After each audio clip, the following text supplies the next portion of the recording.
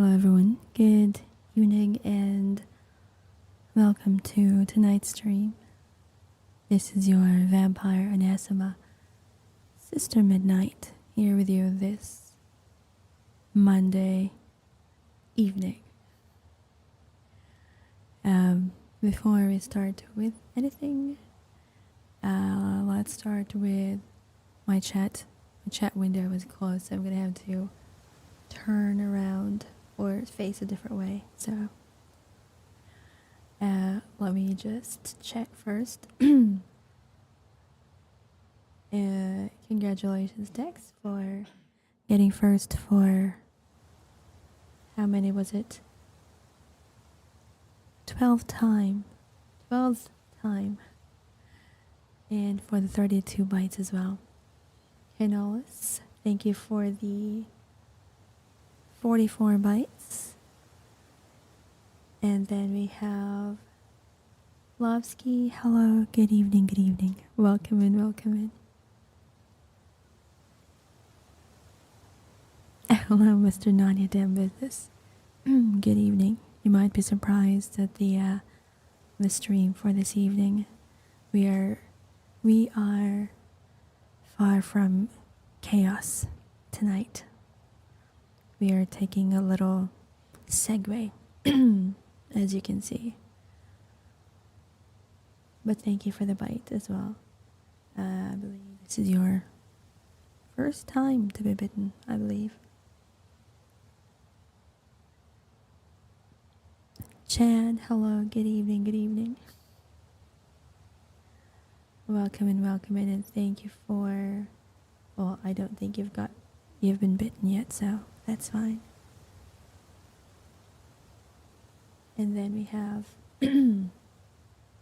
Opal. Thank you so much for the, well, this is your first time to be bitten, so I do take just a little bit extra when it's your first time to be bitten. But don't worry, there's still plenty.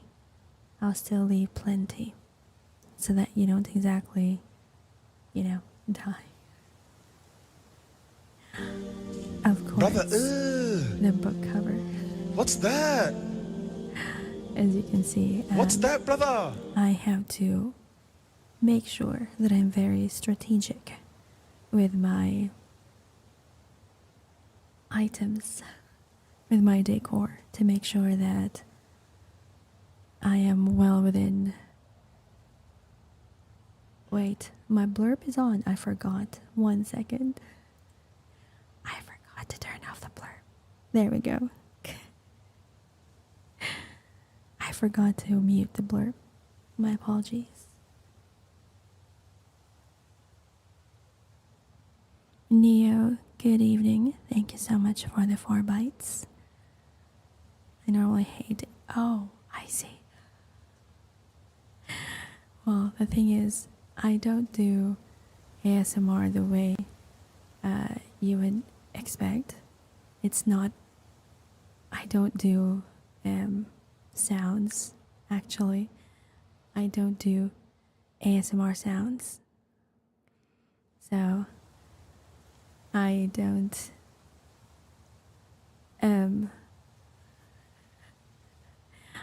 do the ASMR sounds. I do more reading, actually. Hello, Furlough. Good evening over on the red platform. And thank you for the 29 bytes. And yes, the blurb has been turned off. Low speaking voices. Well, that is one of my, how to say, I guess, my forte. I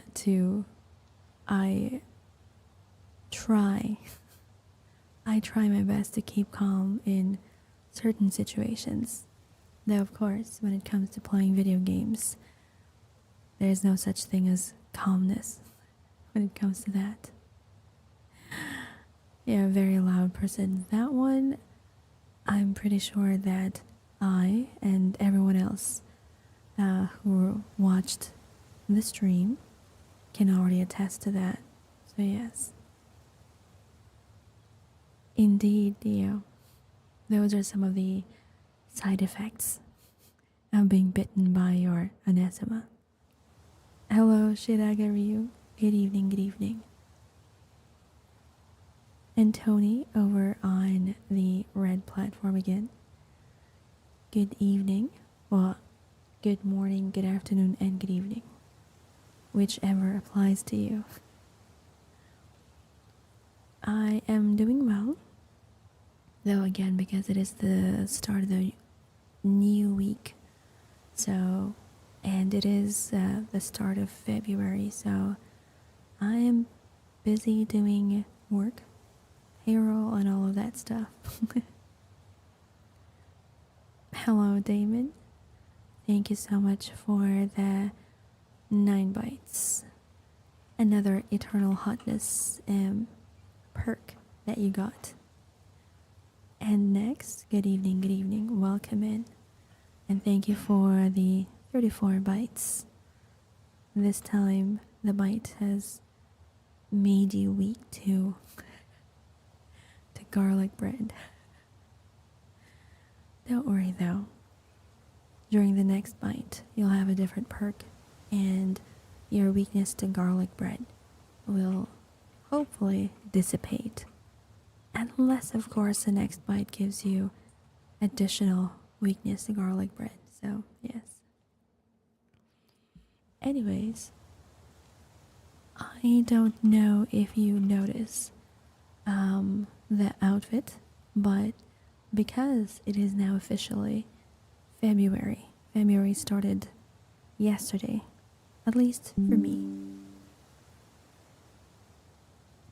Hello, Smoke Supra. Hello, welcome in. I am guessing that you like cars, since you have Smoke and Supra in your name. But I don't know if you've noticed, February has officially started, and so therefore I have prepared some stuff for February. The first one, of course, being that our outfit is, of course, although it's not very obvious because it is dark. It's quite dark in here. So, but you can see that, wait, I think I can, let me see if I can cover some stuff. Because, I have to be very careful when it comes to, there we go.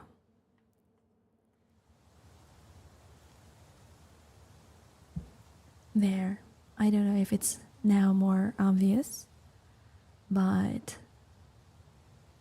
this is still a remnant of December, but I thought it would be very appropriate to have this for February as well, considering, what February usually represents. So, for February, our outfits will be, I guess you could say, there will be a certain theme to them. Basically. Okay, I am gonna put my cover back on so that I can remove a certain... Wait, that's not the one. There you go. Okay, so let me... Okay.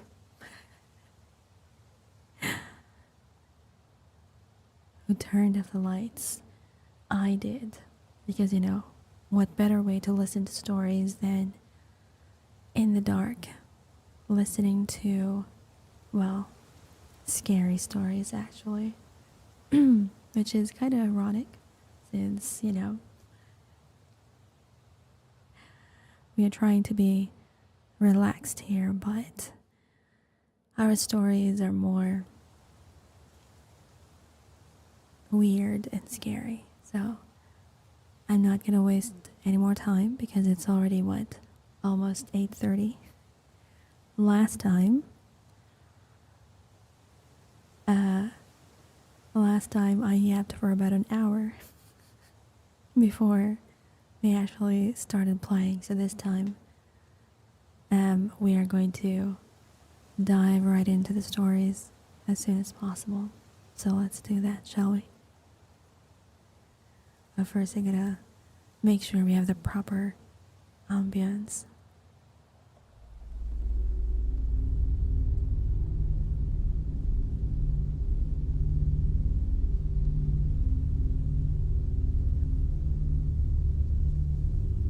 How is the audio, by the way? Is it overpowering my voice? Or is the rest of the other... Is it overpowering the sound of the wind? A bit too loud. Okay.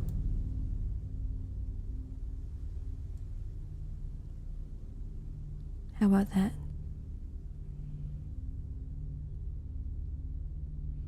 Hopefully it's now better.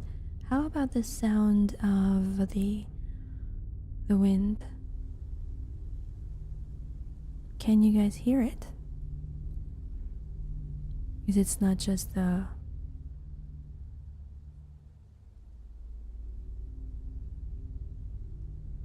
It's not just the sound of the music. There's also the sound from the wind. Hello, Husker Ikari. Welcome in, and thank you so much for the follow. Okay, let me move myself just a tiny bit closer to you guys.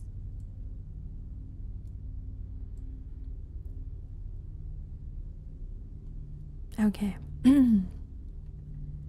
Hopefully that is now pretty okay. Alright, so our first story for this evening is actually a classic story. This was written by H.P. Lovecraft. So if you are the kind of person who loves to watch horror movies or read scary stories, then this one is for you. So let us begin. The title of our story is The Shunned House by H.P. Lovecraft.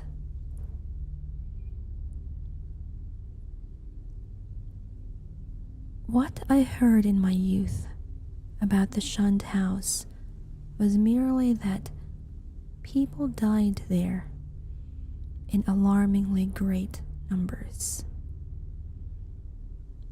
That I was told was why the original owners had moved out some 20 years after building the place. It was plainly unhealthy, perhaps because of the dampness and fungus growth in the cellar, the general sickish smell, the drafts of the hallways, or the quality of the well and pump water. These things were bad enough, and these were all that gained belief among the persons whom I knew. Only the notebooks of my antiquarian uncle, Dr. Elihu Whipple, revealed to me at length the darker, vaguer surmises which formed an undercurrent of folklore among old-time servants and humble folk. Surmises which never traveled far, and which were largely forgotten when Providence grew to be a metropolis with a shifting modern population. The general fact is that the house was never regarded by the solid part of the community as in any real sense haunted. There were no widespread tales of rattling chains, cold currents of air, extinguished lights, or faces at the window. Extremists sometimes said The house was unlucky, but that is as far as even they went. What was really beyond dispute is that a frightful proportion of persons died there, or more accurately, had died there, since after some peculiar happenings over 60 years ago, the building had become deserted through the sheer impossibility of renting it. These persons were not all cut off suddenly by any one cause. Rather, did it seem that their vitality was insidiously sapped, so that each one died the sooner from whatever tendency to weakness he may have naturally had. And those who did not die displayed, in varying degree, a type of anemia or consumption, and sometimes a decline of the mental facilities, which spoke ill for the salubriousness of the building. Neighboring houses, it must be added, seemed entirely free from the noxious quality. This much I knew before my insistent questioning led my uncle to show me the notes, which finally embarked us both on our hideous investigation. In my childhood, the shunned house was vacant, with barren, gnarled, and terrible old trees, long, queerly pale grass, and nightmarishly misshapen weeds in the high terraced yard where birds never lingered. We boys used to overrun the place, and I can still recall my youthful terror not only at the morbid strangeness of this sinister vegetation, but at the eldritch atmosphere and odor of the dilapidated house, whose unlocked front door was often entered in quest of shutters. The small paned windows were largely broken, and a nameless air of desolation hung round the precarious paneling, shaky interior shutters, peeling wallpaper, falling plaster, rickety staircases, and such fragments of battered furniture as still remained. The dust and cobwebs added their touch of the fearful, and brave indeed was the boy who would voluntarily ascend the ladder to the attic, a vast raftered length lighted only by small blinking windows in the gable ends, and filled with a massed wreckage of chests, chairs, and spinning wheels which infinite years of deposit had shrouded and festooned into monstrous and hellish shapes. But after all, the attic was not the most terrible part of the house. It was the dank, humid cellar, which somehow exerted the strongest repulsion in us, even though it was wholly above ground on the street side, with only a thin door and window-pierced brick wall to separate it from the busy sidewalk. We scarcely knew whether to haunt it in spectral fascination or to shun it for the sake of our souls and our sanity. For one thing, the bad odor of the house was strongest there, and for another, we did not like the white fungus growths which occasionally sprang up in rainy summer whether from the hard earth floor. Those fungi, grotesquely like the vegetation in the yard outside, were truly horrible in their outlines. Detestable parodies of toadstools and Indian pipes, whose like we had never seen in any other situation.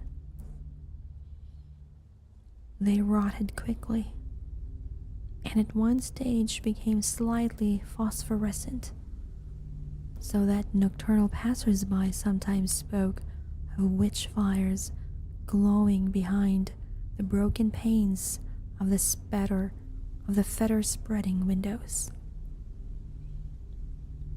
We never, even in our wildest Halloween moods, visited this cellar by night. But in some of our daytime visits could detect this phosphorescence, especially when the day was dark and wet. There was also a subtler thing we often thought we detected, a very strange thing which was, however, merely suggestive at most. I refer to a sort of cloudy, whitish pattern on the dirt floor, a vague, shifting deposit of mold or niter, which we sometimes thought we could trace amidst the sparse fungus growth near the huge fireplace of the basement kitchen. Once in a while, it struck us that this patch bore an uncanny resemblance to a doubled-up human figure, though generally no such kinship existed, and often there was no whitish deposit whatever. On a certain rainy afternoon, when this illusion seemed phenomenally strong, and when, in addition, I fancied I glimpsed a kind of thin, yellow, shimmering exhalation rising from the nitrous pattern toward the yawning fireplace. I spoke to my uncle about the matter. He smiled at this odd conceit, but it seemed that his smile was tinged with reminiscence. Later I heard that a similar notion entered into some of the wild, ancient tales of the common folk, a notion likewise alluding to ghoulish, wolfish shapes taken by smoke from the great chimney, and queer contours assumed by certain of the sinuous tree roots that thrust their way into the cellar through the loose foundation stones. Not till my adult years did my uncle set before me the notes and data which he had collected concerning the shunned house. Dr. Whipple was a sane, conservative physician of the old school, and for all his interest in the place was not eager to encourage young thoughts toward the abnormal. His own view, postulating simply a building and location of markedly unsanitary qualities, had nothing to do with abnormality. But he realized that the very picturesqueness which aroused his own interest would, in a boy's fanciful mind, take on all manners of gruesome imaginative associations. The doctor was a bachelor, a white-haired, clean-shaven, old-fashioned gentleman, and a local historian of note, who had often broken a lance with such controversial guardians of tradition as Sidney S. Ryder and Thomas W. Bicknell.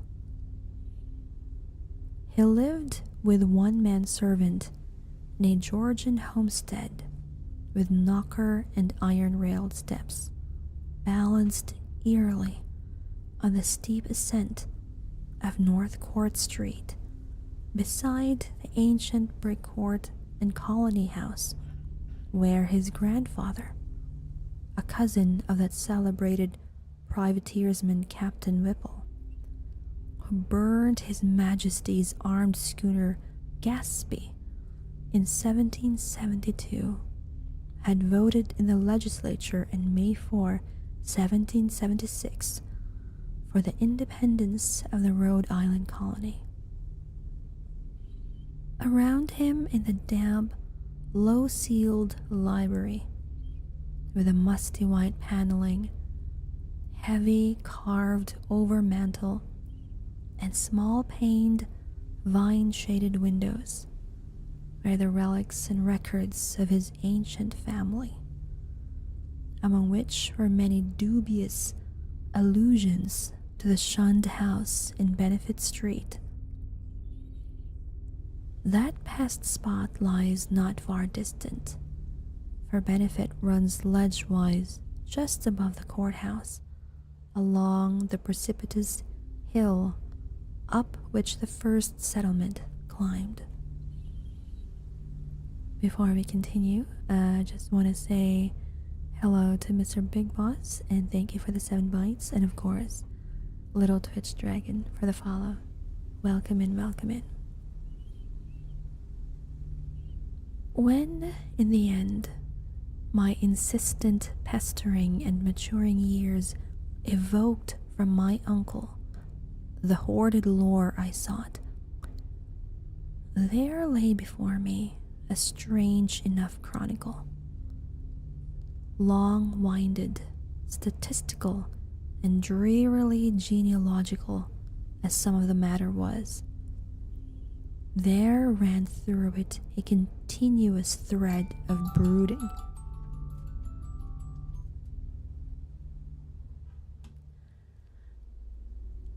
One second.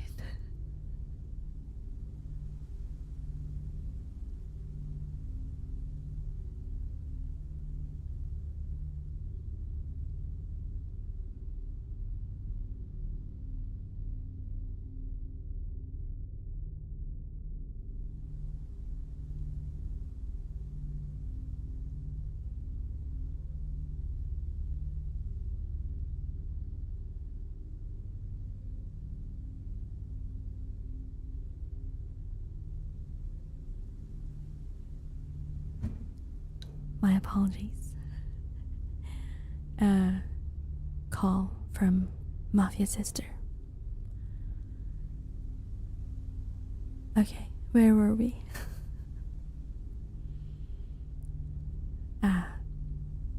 Long-winded, statistical, and drearily genealogical as some of the matter was, there ran through it a continuous thread of brooding, tenacious horror and preternatural malevolence, which impressed me even more than it had impressed the good doctor.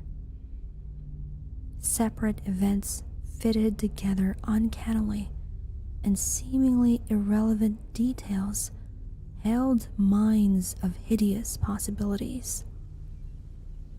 A new and burning curiosity grew in me, compared to which my boyish curiosity was feeble and inchoate.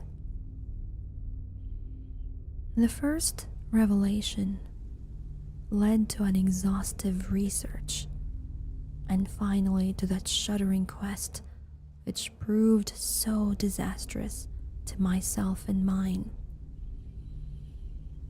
For at the last, my uncle insisted in joining the search I had commenced, and after a certain night in that house, he did not come away with me. I am lonely without that gentle soul whose long years were filled only with honor, virtue, good taste, benevolence, and learning. I have reared a marble urn to his memory in St. John's churchyard, the place that Poe loved, the hidden grove of giant willows in the hill, where tombs and headstones huddle quietly between the hoary bulk of the church and the houses and bank walls of Benefit Street. The history of the house, opening amidst a maze of dates, revealed no trace of the sinister, either about its construction or about the prosperous and honorable family who built it. Yet from the first, a taint of calamity soon increased to boding significance was apparent. My uncle's carefully compiled record began with the building of the structure in 1763 and followed the theme with an unusual amount of detail. The shunned house, it seems, was first inhabited by William Harris and his wife Roby Dexter, with their children Elkanah, born in 1755, Abigail, born in 1757, William Jr., born in 1759, and Ruth, born in 1761. Harris was a substantial merchant and seaman in the West India trade, connected to the firm of Obadiah Brown and his nephews. After Brown's death in 1761, the new firm of Nicholas Brown and Company made him master of the brig Prudence, Providence built of 120 tons, thus enabling him to erect the new homestead he had desired ever since his marriage. The site he had chosen, a recently straightened part of the new and fashionable back street, which ran along the side of the hill above crowded Cheapside, was all that could be wished, and the building did justice to the location. It was the best that moderate means could afford, and Harris hastened to move in before the birth of a fifth child, which the family expected. That child, a boy, came in December, but was stillborn. Nor was any child to be born alive in that house for a century and a half. The next April, sickness occurred among the children, and Abigail and Ruth died before the month was over. Dr. Job Ives diagnosed the trouble as some infantile fever, though others declared it was more of a mere wasting away or decline. It seemed, in any event, to be contagious, for Hannah Bowen, of the two servants, died of it in the following June. Eli Lydiason, the other servant, constantly complained of weakness and would have returned to his father's farm in Rehoboth but for a sudden attachment for Mehetabel Pierce, who was hired to succeed Hannah. He died the next year, a sad year indeed, since it marked the death of William Harris himself, enfeebled as he was by the climate of Martinique, where his occupation had kept him for considerable periods during the preceding decade. The widowed Robbie Harris never recovered from the shock of her husband's death and the passing of her firstborn Elkanah 2 years later was the final blow to her reason. In 1768, she fell victim to a mild form of insanity and was thereafter confined to the upper part of the house. Her elder maiden sister, Mercy Dexter, having moved in to take charge of the family. Mercy was a plain, raw-boned woman of great strength, but her health visibly declined from the time of her advent. She was greatly devoted to her unfortunate sister and had an especial affection for her only surviving nephew William, who from a sturdy infant had become a sickly, spindling lad. In this year, the servant Mehetabel died, and the other servant, Preserved Smith, left without coherent explanation, or at least with only some wild tales and a complaint that he disliked the smell of the place. For a time, Mercy could secure no more help, since the 7 deaths and case of madness, all occurring within 5 years' space, had begun to set in motion the body of fireside rumor, which later became so bizarre. Ultimately, however, she obtained new servants from out of town.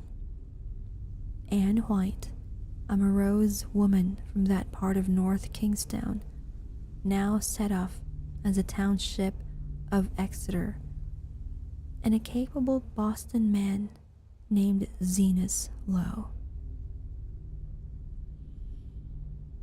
It was Anne White who first gave definite shape to the sinister idle talk.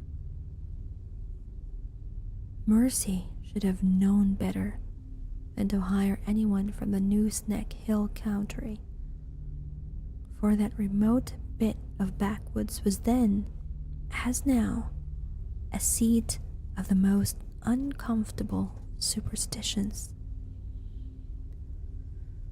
As lately as 1892, an Exeter community exhumed a dead body and ceremoniously burned its heart in order to prevent certain alleged visitations injurious to the public health and peace.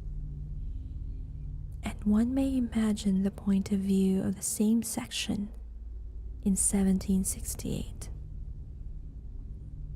Anne's tongue was perniciously active, and within a few months, Mercy discharged her, filling her place with a faithful and amiable Amazon from Newport, Maria Robbins.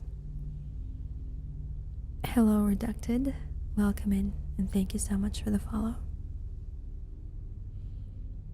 Meanwhile, poor Robbie Harris. Remember, Robbie Harris is the widow of the man who first built the house.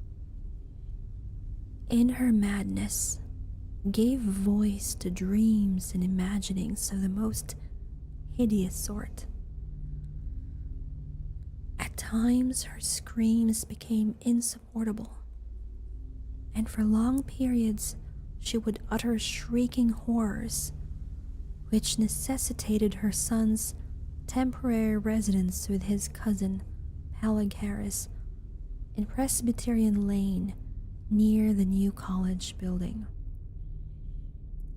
The boy would seem to improve after these visits, and had Mercy been as wise as she was well-meaning, she would have let him live permanently with Peleg.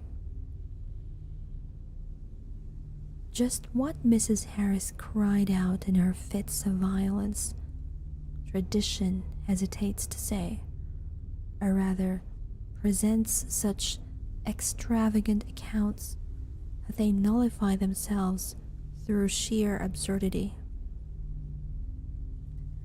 Certainly, it sounds absurd to hear that a woman educated only in the rudiments of French often shouted for hours in a coarse and idiomatic form of that language, or that the same person, alone and guarded, complained wildly of a staring thing which bit and chewed at her.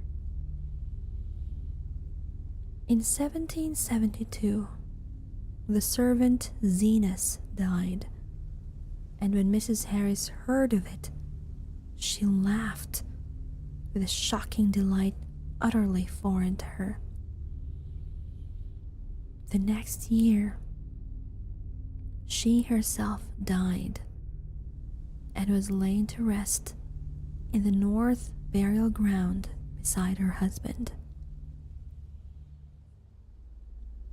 Upon the outbreak of trouble with Great Britain in 1775, William Harris, despite his scant 16 years and feeble constitution, managed to enlist in the Army of Observation under General Greene, and from that time on enjoyed a steady rise in health and prestige.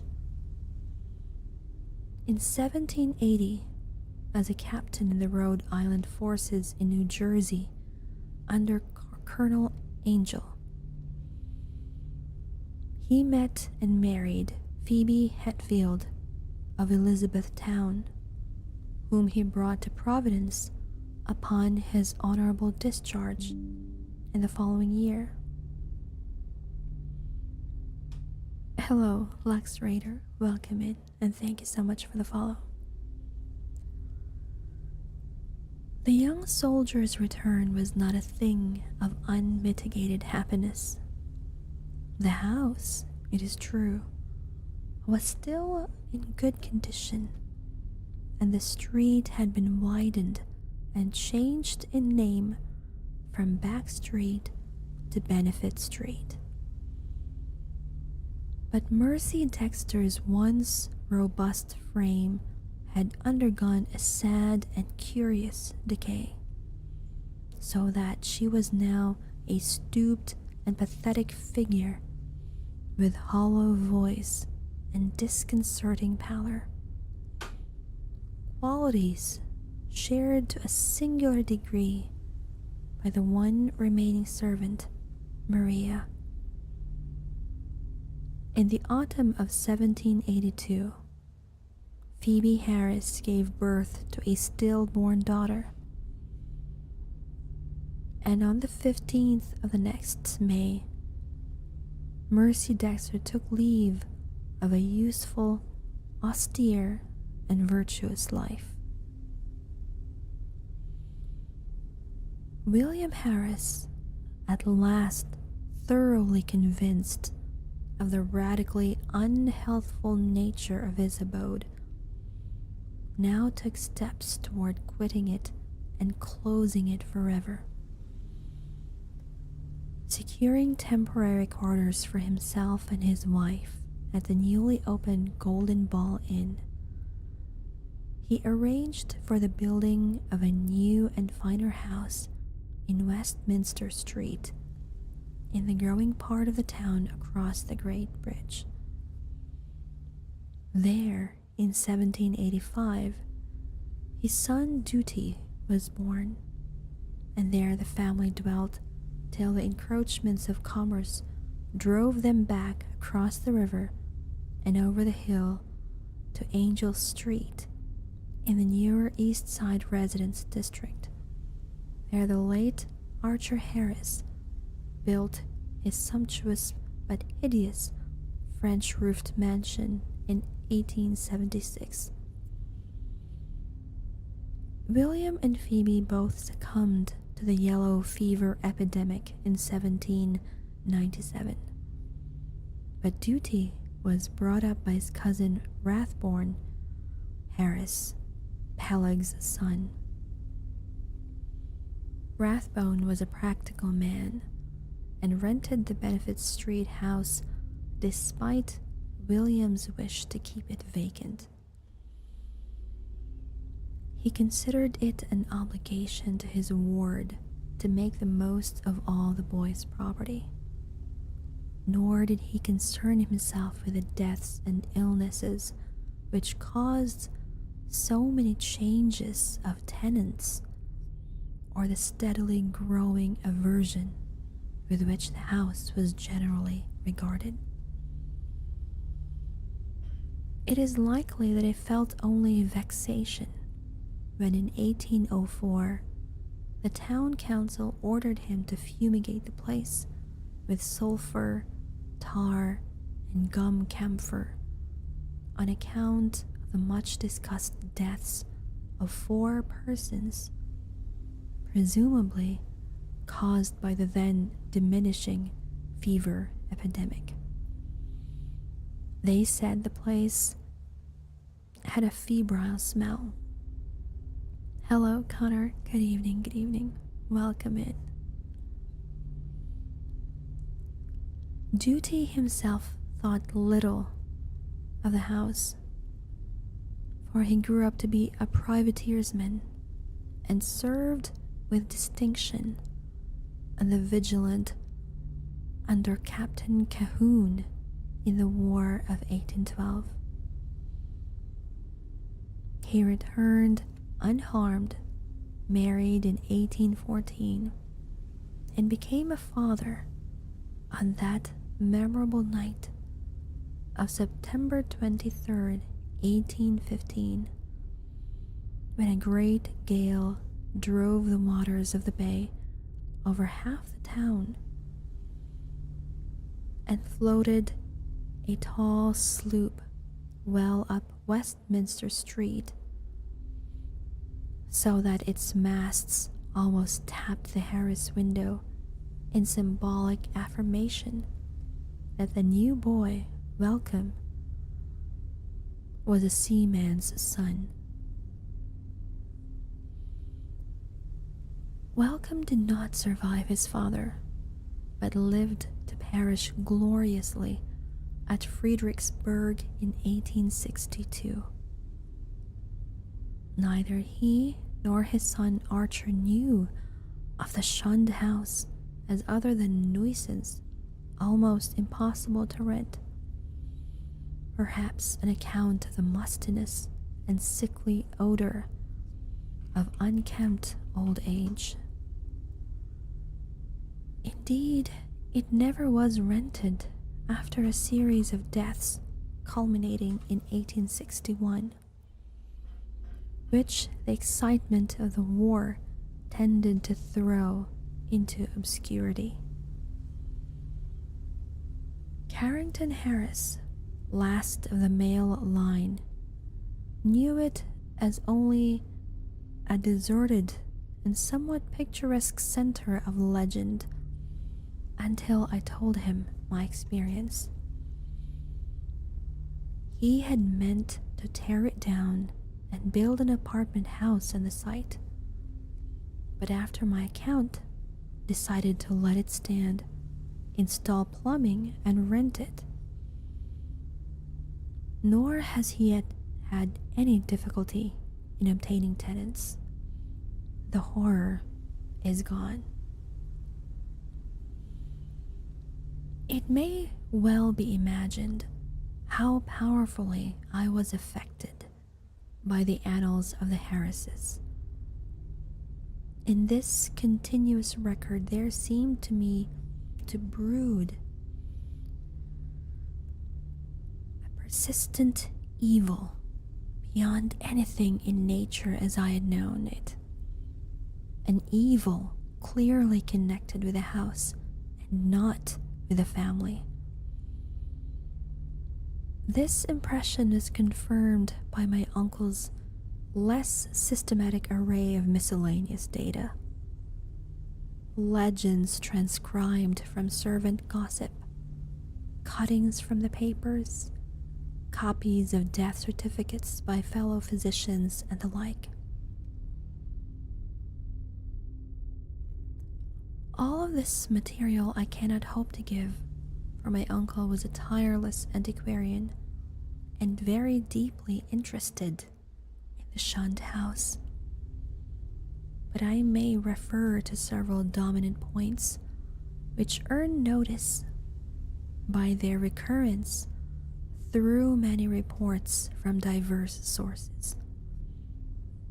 For example, the servant gossip was practically unanimous in attributing to the fungus and malodorous cellar of the house a vast supremacy in evil influence. There had been servants, Anne White especially, who would not use the cellar kitchen, and at least 3 well-defined legends bore upon the queer, quasi-human or diabolic outlines assumed by tree roots and patches of mold in that region. These latter narratives interested me profoundly on account of what I had seen in my boyhood, but I felt that most of the significance had, in each case, been largely obscured by additions from the common stock of local ghost lore. Anne White, with her Exeter superstition, had promulgated the most extravagant and at the same time most consistent tale, alleging that there must lie buried beneath the house one of those vampires, the dead who retain their bodily form and live on the blood or breath of the living, whose hideous legions send their preying shapes or spirits abroad by night. To destroy a vampire, one must, the grandmother say, exhume it and burn its heart, or at least drive a stake through that organ. And Anne's dogged insistence on a search under the cellar had been prominent in bringing about her discharge. Well, I certainly was not expecting that part. It seems that vampires have always been part of horror lore, even in very early times. Also, hello series, welcome in and thank you for the 31 bites.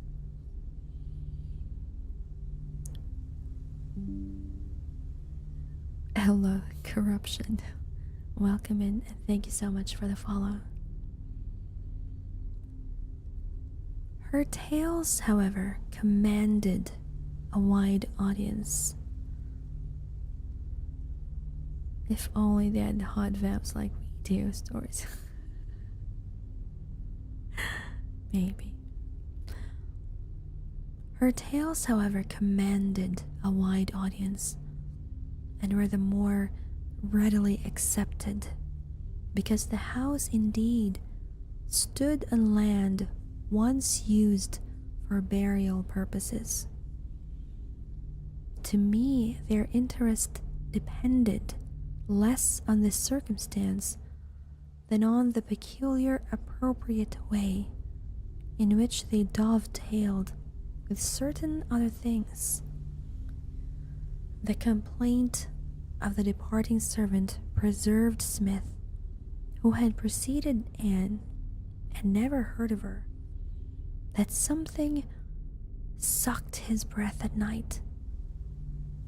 The death certificates of the fever victims of 1804, issued by Dr. Chad Hopkins, and showing the 4 deceased persons all unaccountably lacking in blood, and the obscure passages of poor Roby Harris's ravings, where she complained of the sharp teeth of a glassy-eyed, half-visible presence.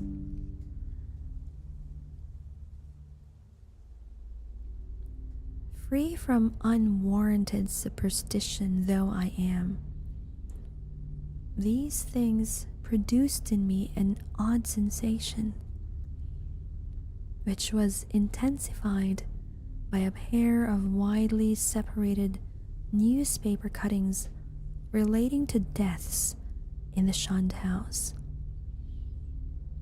One from the Providence Gazette and Country Journal of April 12, 1815, and the other from the Daily Transcript and Chronicle of October 27, 1845,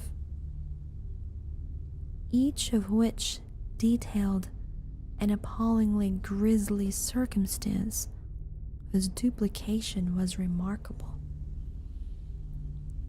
It seems that in both instances, the dying person, in 1815 a gentle old lady named Stafford, and in 1845 a school teacher of middle age named Eleazar Dufree, became transfigured in a horrible way, glaring glassily and attempting to bite the throat of the attending physician.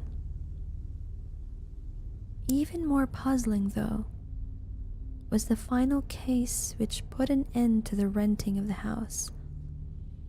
A series of anemia deaths preceded by progressive madness, wherein the patient would craftily attempt the lives of his relatives by incisions in the neck or wrist. This was in 1860 and 1861, when my uncle had just begun his medical practice, and before leaving for the front, he heard much of it from his elder professional colleagues. The really inexplicable thing was the way in which the victims, ignorant people, for the ill-smelling and widely shunned house could now be rented to no others, would babble maledictions in French, a language they could not possibly have studied to any extent. It made one think of poor Roby Harris nearly a century before, and so moved my uncle that he commenced collecting historical data on the house after listening. Sometime subsequent to his return from the war, to the first-hand account of Doctors Chase and Whitmarsh. Indeed, I can see that my uncle had thought deeply on the subject, and that he was glad of my own interest, an open-minded and sympathetic interest which enabled him to discuss with me matters at which others would merely have laughed. His fancy had not gone so far as mine, but he felt that the place was rare in its imaginative potentialities and worthy of note as an inspiration in the field of the grotesque and macabre. For my part, I was disposed to take the whole subject with profound seriousness, and began at once not only to review the evidence, but to accumulate as much more as I could. I talked with the elderly Archer Harris, then owner of the house, many times before his death in 1916, and obtained from him and his still surviving maiden sister Alice an authentic corroboration of all the family data my uncle had collected. When, however, I asked them what connection with France or its language the house could have, they confessed themselves as frankly baffled and ignorant as I. Archer knew nothing in all that. Miss Harris could say was that an old illusion her grandfather, Duty Harris, had heard of might have shed a little light. The old seaman, who had survived his son Welcome's death in battle by 2 years, had not himself known the legend, but recalled that his earliest nurse, the ancient Maria Robbins, by the way, is one of the servants in the original house, seemed darkly aware of something that might have lent a weird significance to the French raving of Roby Harris, which she had so often heard during the last days of that hapless woman. Maria had been at the shunned house from 1769 till the removal of the family in 1783, and had seen Mercy Dexter die. Once she hinted to the child Duty of a somewhat peculiar circumstance in Mercy's last moments, but he had soon forgotten all about it save that it was something peculiar. The granddaughter, moreover, recalled even this much with difficulty. She and her brother were not so much interested in the house as was Archer's son Carrington, the present owner, with whom I talked after my experience. Having exhausted the Harris family of all the information I could furnish, I turned my attention to early town records and deeds with a zeal more penetrating than that which my uncle had occasionally shown in the same work. What I wished was a comprehensive history of the site from its very settlement in 1636 or even before. If any Narragansett Indian legend could be unearthed to supply the data. I found at the start that the land had been part of the long strip of home lot granted originally to John Throckmorton, one of many similar strips beginning at the town street beside the river and extending up over the hill to a line roughly corresponding with the modern Hope Street. The Throckmorton lot had later, of course, been much subdivided, and I became very assiduous in tracing that section through which Back or Benefit Street was later run. It had, as rumor indeed said, been the Throckmorton graveyard, but as I examined the records more carefully, I found that the graves had all been transferred at an early date to the North Burial Ground on the Pawtucket West Road. Then suddenly I came, by a rare piece of chance, since it was not in the main body of records and might easily have been missed, upon something which aroused my keenest eagerness, fitting in as it did with several of the queerest phases of the affair. It was the record of a lease in 1697 of a small tract of ground to an Etienne Roulette and wife.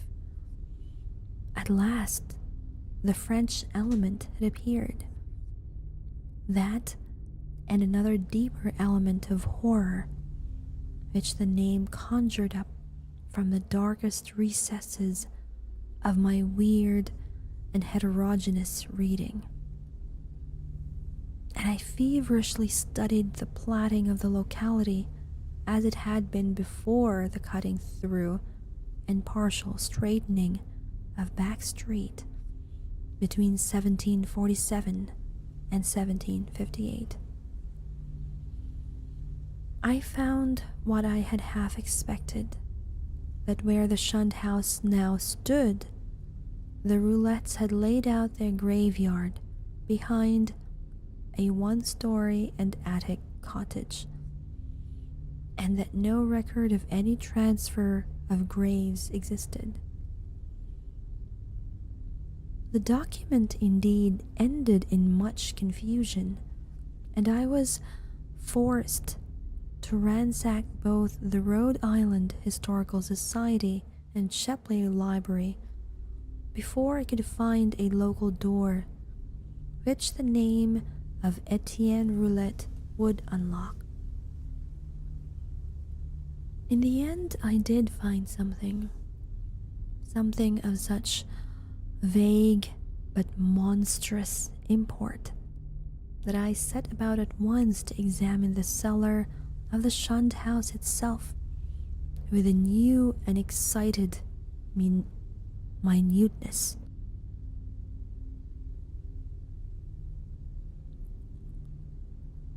Hello, Slasher. I hardly know her.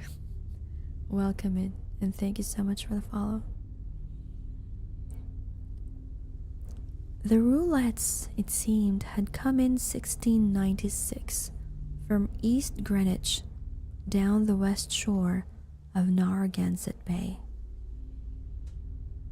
They were Huguenots from Cowd and had encountered much opposition before the Providence selectmen allowed them to settle in the town.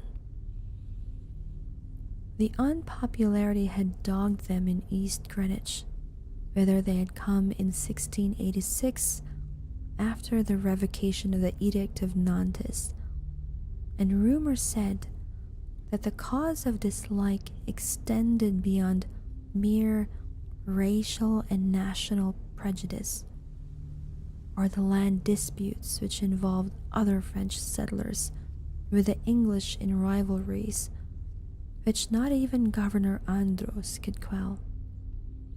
But their ardent Protestantism, too ardent, some whispered, and their evident distress when virtually driven from the village down the bay, had moved the sympathy of the town fathers. Here the strangers had been granted a haven, and the swarthy Etienne Roulette, less apt at agriculture than at reading queer books and drawing queer diagrams, was given a clerical post in the warehouse at Pardon Tillinghast's wharf, far south in Town Street. There had, however, been a riot of some sort later on, perhaps 40 years later, after old Roulette's death, and no one seemed to hear of the family after that. For a century and more, it appeared, the Roulettes had been well remembered and frequently discussed as vivid incidents in the quiet life of a New England seaport. Hello, Vex Vox 22. Welcome in. Thank you so much for the follow.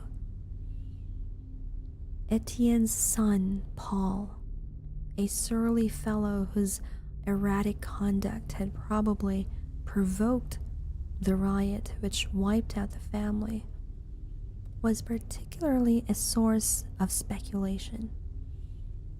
And though Providence never shared the witchcraft panics of her Puritan neighbors, it was freely intimated by old wives that his prayers were neither uttered at the proper time nor directed toward the proper object. All this had undoubtedly formed the basis of the legend known by old Maria Robbins. What relation it had to the French ravings of Robbie Harris and other inhabitants of the shunned house, imagination or future discovery alone could determine.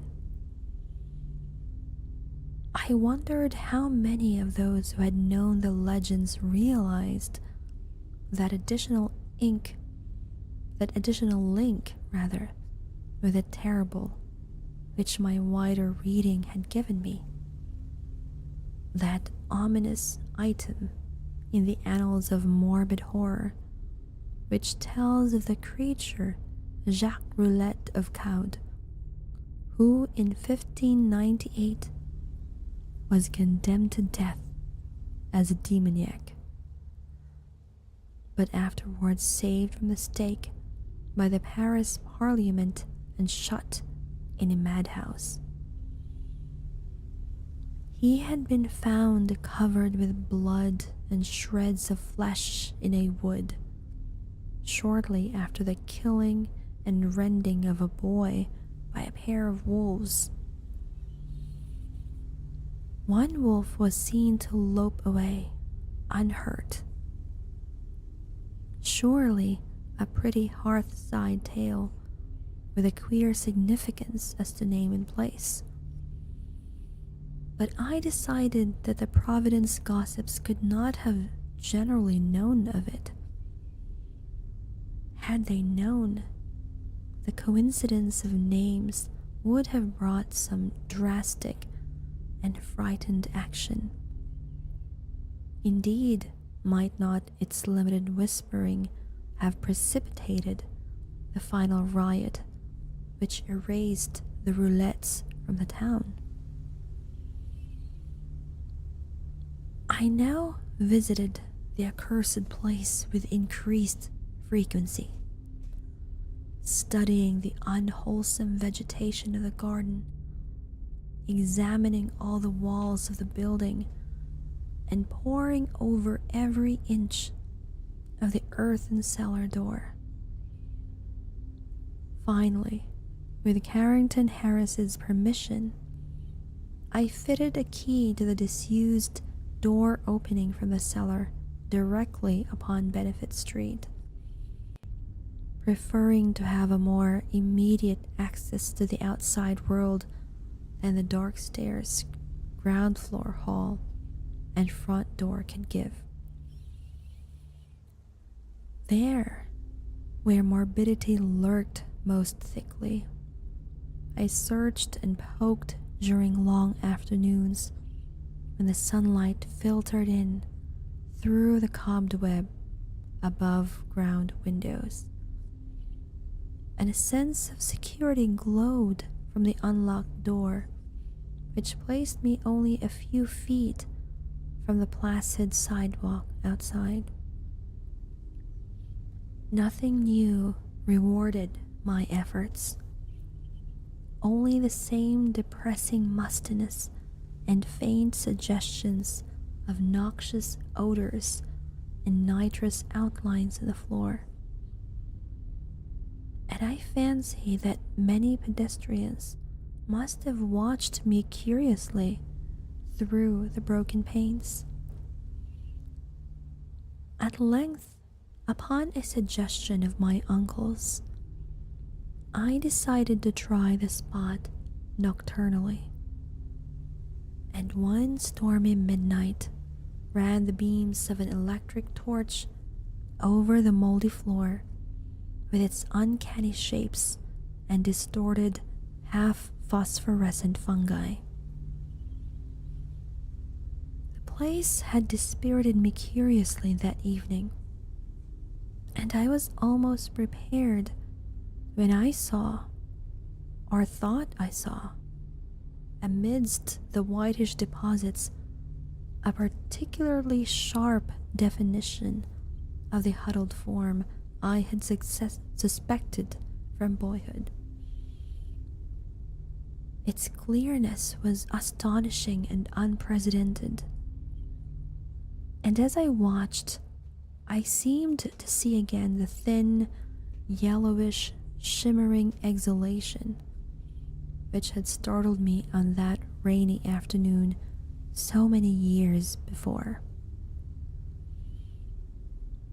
Above the anthropomorphic patch of mold by the fireplace it rose, a subtle, sickish, almost luminous vapor, which, as it hung trembling in the dampness, seemed to develop vague and shocking suggestions of form, gradually trailing off into nebulous decay and passing up into the blackness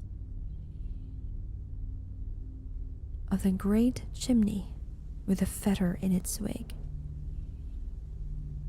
It was truly horrible, and the more so to me because of what I knew of the spot. Refusing to flee, I watched it fade, and as I watched, I felt that it was in turn watching me greedily with eyes more imaginable than visible. When I told my uncle about it, he was greatly aroused, and after a tense hour of reflection, arrived at a definite and drastic decision. Weighing in his mind the importance of the matter and the significance of our relation to it, he insisted that we both test and, if possible, destroy the horror of the house by a joint night or nights of aggressive vigil in that musty and fungus-cursed cellar. Why would you go there? I don't understand. Why would you go there knowing that that's what happened to the people who live there? On Wednesday, June 25, 1919, after a proper notification of Carrington Harris, which did not include surmises as to what we expect to find, my uncle and I conveyed to the shunned house 2 camp chairs and a folding camp cot, together with some scientific mechanism of greater weight and intricacy. These we placed in the cellar during the day, screening the windows with paper and planning to return in the evening for our first vigil.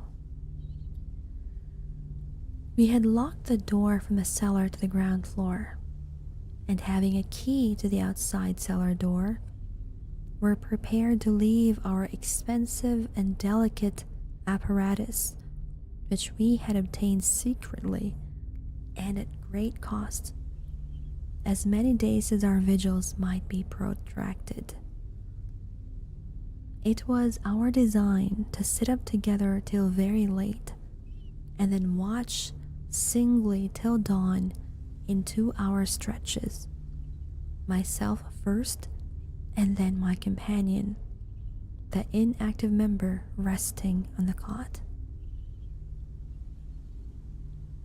The natural leadership with which my uncle procured the instruments from the laboratories of Brown University and the Cranston Street Armory, and instinctively assumed direction of our venture, was a marvelous commentary on the potential vitality and resilience of a man of 81.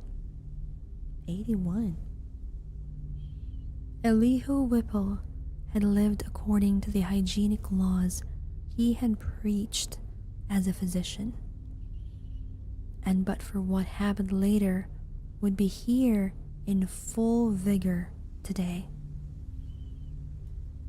Only two persons suspected what did happen: Carrington Harris and myself.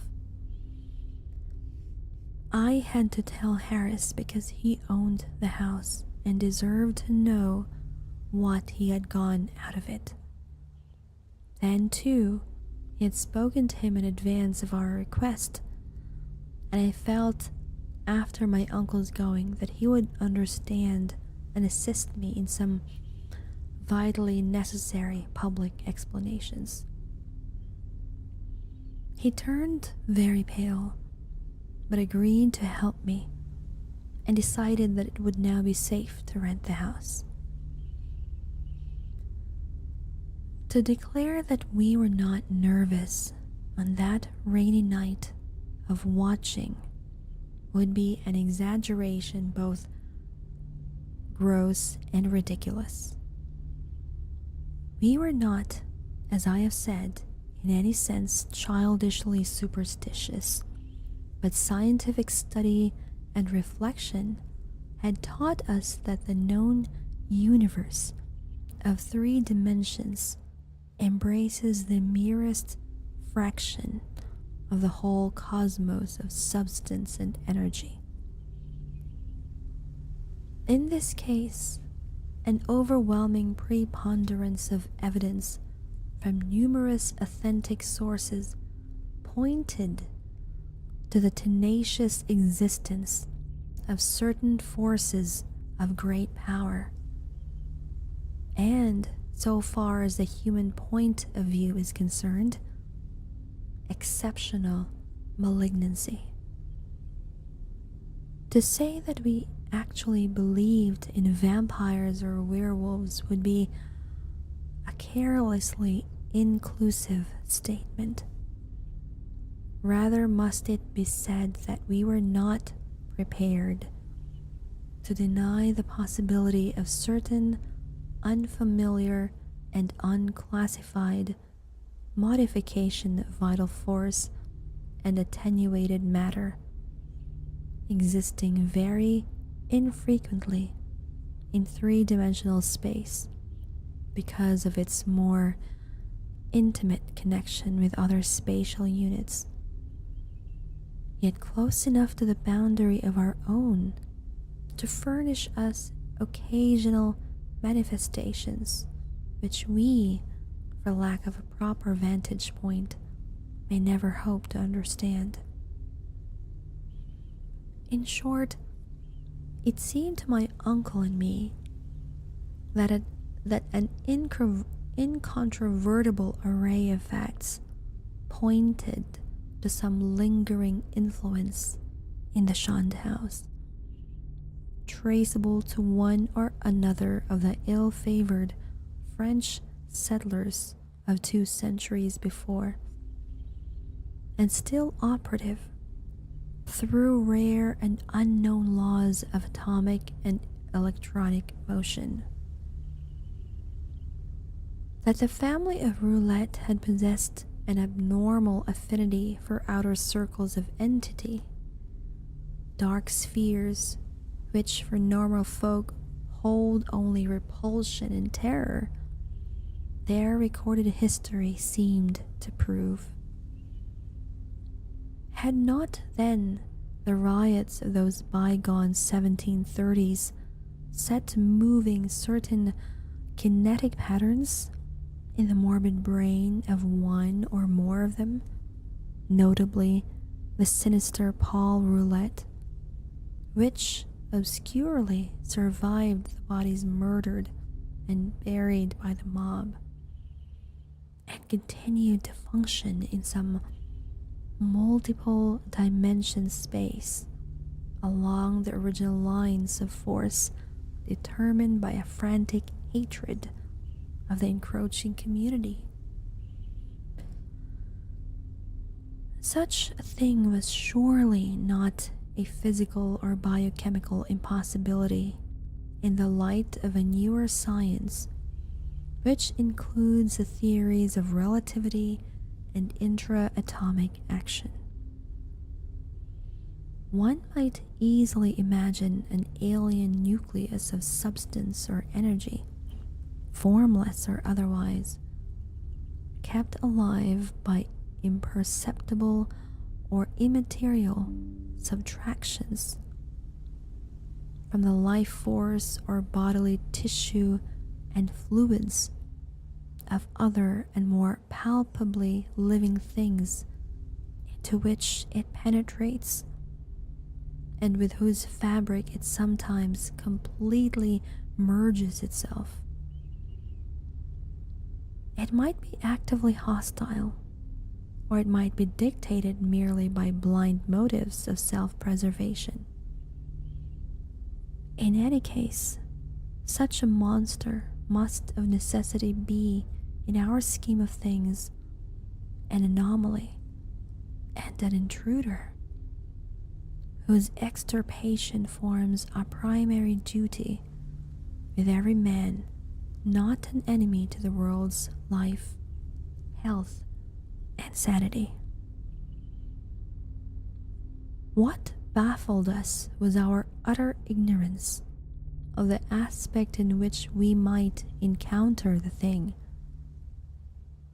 No sane person had ever seen it, and few had ever felt it definitely. It might be pure energy, a form ethereal and outside the realm of substance, or it might partially be material, some unknown and equivocal mass of plasticity, capable of changing at will to nebulous approximations of the solid, liquid, gaseous, or tenuously unparticled states. The anthropomorphic patch of mold on the floor, the form of the yellowish vapor, and the curvature of the tree roots in some of the old tales, all argued at least a remote and reminiscent connection with the human shape. But how representative or permanent that similarity might be, none can say with any kind of uncertainty. Thank you, Pixel and Philip, for the follow. Welcome in, welcome in. We had devised 2 weapons to fight it. Okay, so these 2 men, one of them an 81-year-old physician, a retired physician at that, decide to go into a very old house known to be haunted in a certain sense of the word, and they're going to be staying there for several nights. They're going to try to see if they can dispel whatever malicious or whatever malignancy they think is in the house. And yet they've never encountered this malignancy, this force, and I feel like they're ill-prepared with this. So let's see what they're preparing in order to fight whatever it is that they are thinking they might encounter. We had devised 2 weapons to fight it. A large and specially fitted Crookes tube operated by powerful storage batteries and provided with peculiar screens and reflectors in case it proved intangible and opposable only by vigorously destructive ether radiations, and a pair of military flamethrowers of the sort used in the World War, in case it proved partly material and susceptible of mechanical destruction. For like the superstitious Exeter rustics, we were prepared to burn the thing's heart out, if heart existed to burn. All this aggressive mechanism was set in the cellar in positions carefully arranged with reference to the cot and chairs, and to the spot before the fireplace where the mold had taken strange shapes. That suggestive patch, by the way, was only faintly visible when we placed our furniture and instruments, and when we returned that evening for the actual vigil. For a moment, I half doubted that I had ever seen it in the more definitely limbed form, but then I thought of the legends. Our cellar vigil began at 10 p.m. daylight saving time, and as it continued, we found no promise of pertinent developments. A weak filtered glow from the rain-harassed street lamps outside, and a feeble phosphorescence from the detestable fungi within showed the dripping stone of the walls, from which all traces of whitewash had vanished. The dank, fetid, and mildew-tainted hard earth floor with its obscene fungi, the rotting remains of what had been stools, chairs, and tables, and other more shapeless furniture.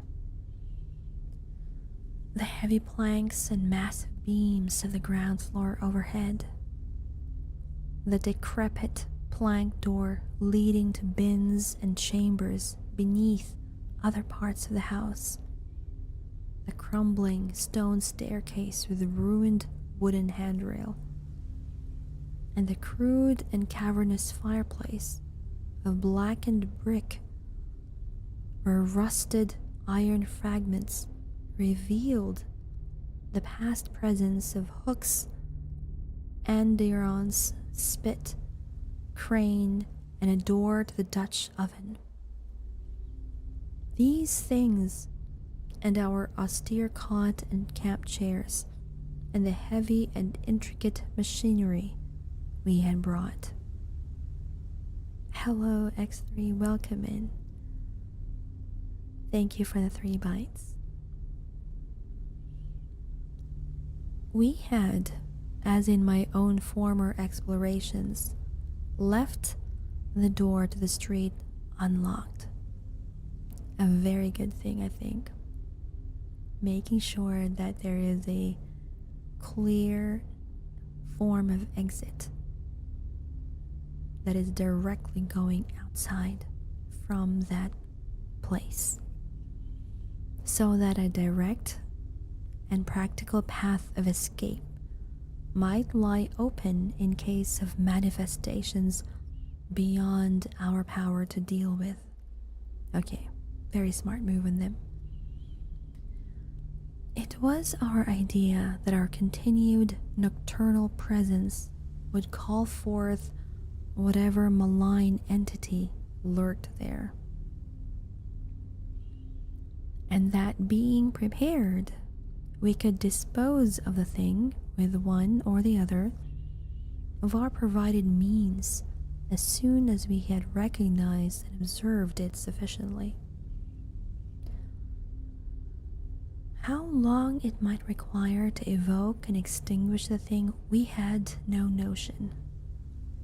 It occurred to us, too, that our venture was far from safe, for in what strength this thing might appear, no one could tell.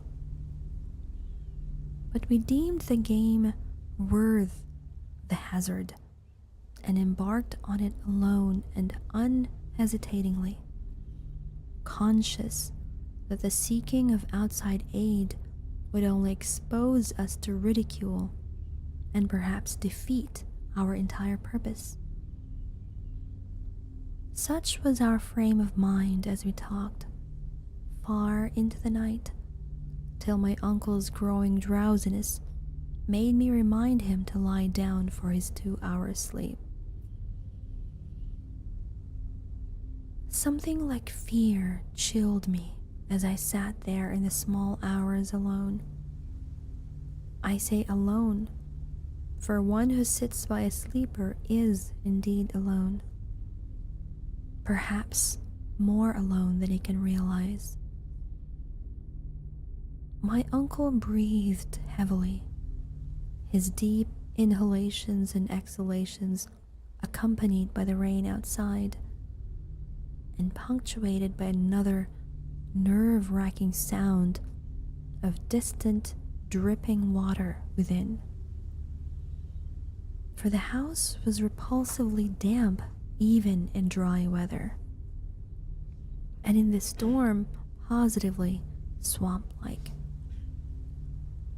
I studied the loose, antique masonry of the walls in the fungus light and the feeble rays which stole in from the street through the screened window. And once, when the noisome atmosphere of the place seemed about to sicken me, I opened the door and looked up and down the street, feasting my eyes on familiar sights and my nostrils on wholesome air. Still, nothing occurred to reward my watching, and I yawned repeatedly, fatigue getting the better of apprehension.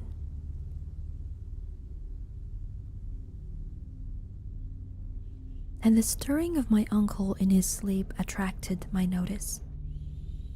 He had turned restlessly in the cot several times during the latter half of the first hour.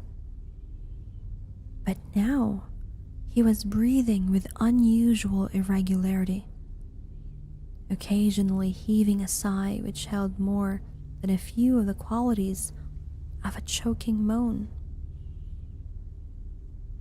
I turned my electric flashlight on him and found his face averted, so rising and crossing to the other side of the cot, I again flashed the light to see if he seemed in any pain. What I saw unnerved me most surprisingly, considering its relative triviality. It must have been merely the association of any odd circumstance with the sinister aura of our location and mission, for surely the circumstance was not in itself frightful or unnatural. It was merely that my uncle's facial expression, disturbed no doubt by the strange dreams which our situation prompted, betrayed considerable agitation and seemed not at all characteristic of him.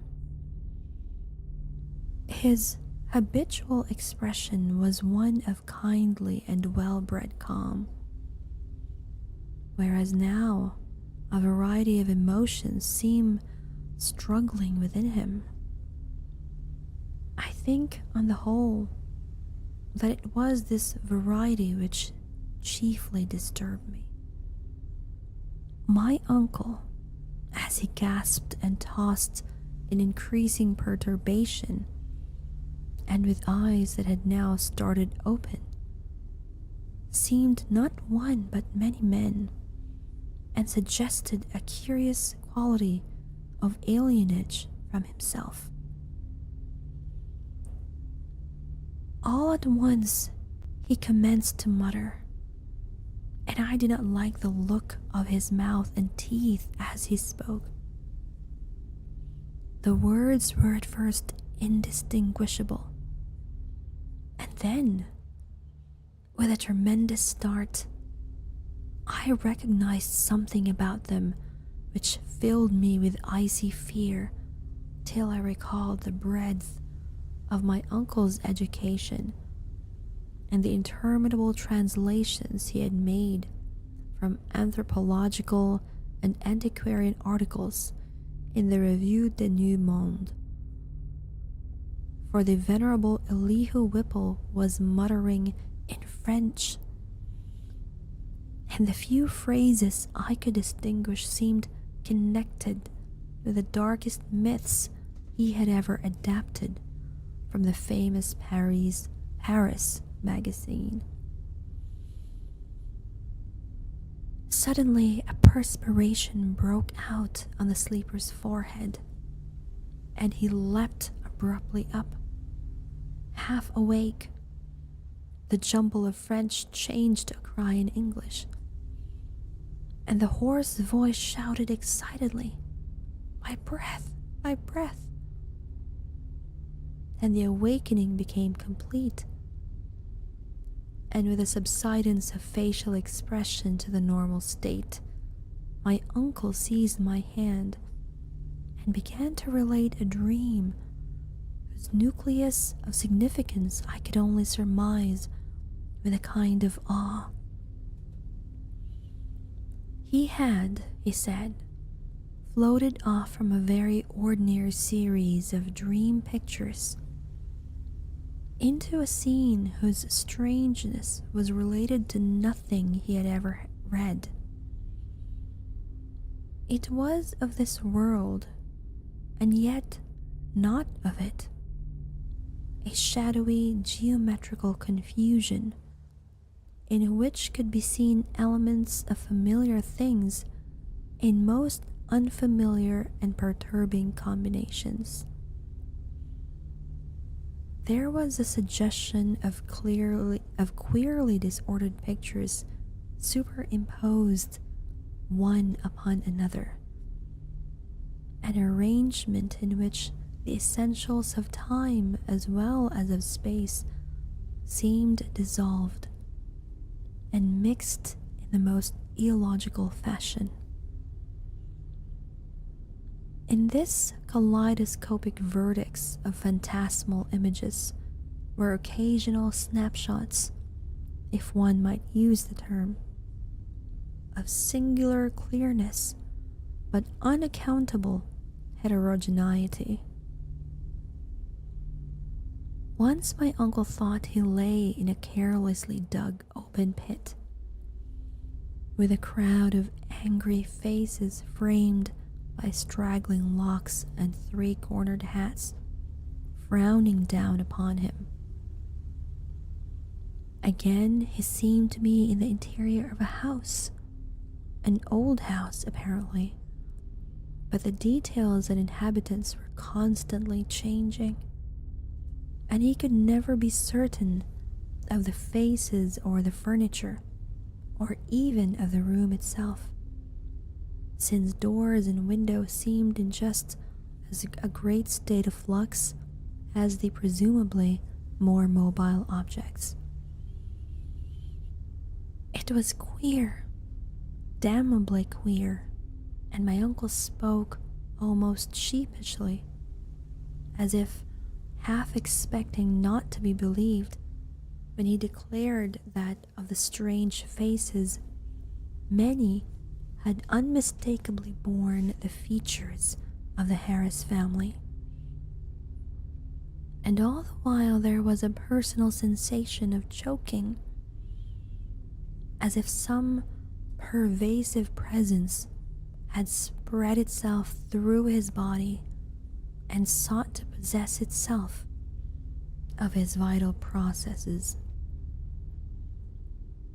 I shuddered at the thought of those vital processes, worn as they were by 81 years of continuous functioning, in conflict with unknown forces of which the youngest and strongest system might well be afraid, but in another moment reflected that dreams are only dreams, and that these uncomfortable visions could be, at most, no more than my uncle's reaction to the investigations and expectations which had lately filled our minds to the exclusion of all else. Conversation also soon tended to dispel my sense of strangeness. And in time, I yielded to my yawns and took my turn at slumber. My uncle seemed now very wakeful and welcomed his period of watching, even though the nightmare had aroused him far ahead of his allotted 2 hours. Sleep seized me quickly, and I was at once haunted with dreams of the most disturbing kind. I felt in my visions a cosmic and abysmal loneness, with hostility surging from all sides upon some prison where I lay confined. I seemed bound and gagged and taunted by the echoing yells of distant multitudes who thirsted for my blood. My uncle's face came to me with less pleasant association than in waking hours, and I recall many futile struggles and attempts to scream. It was not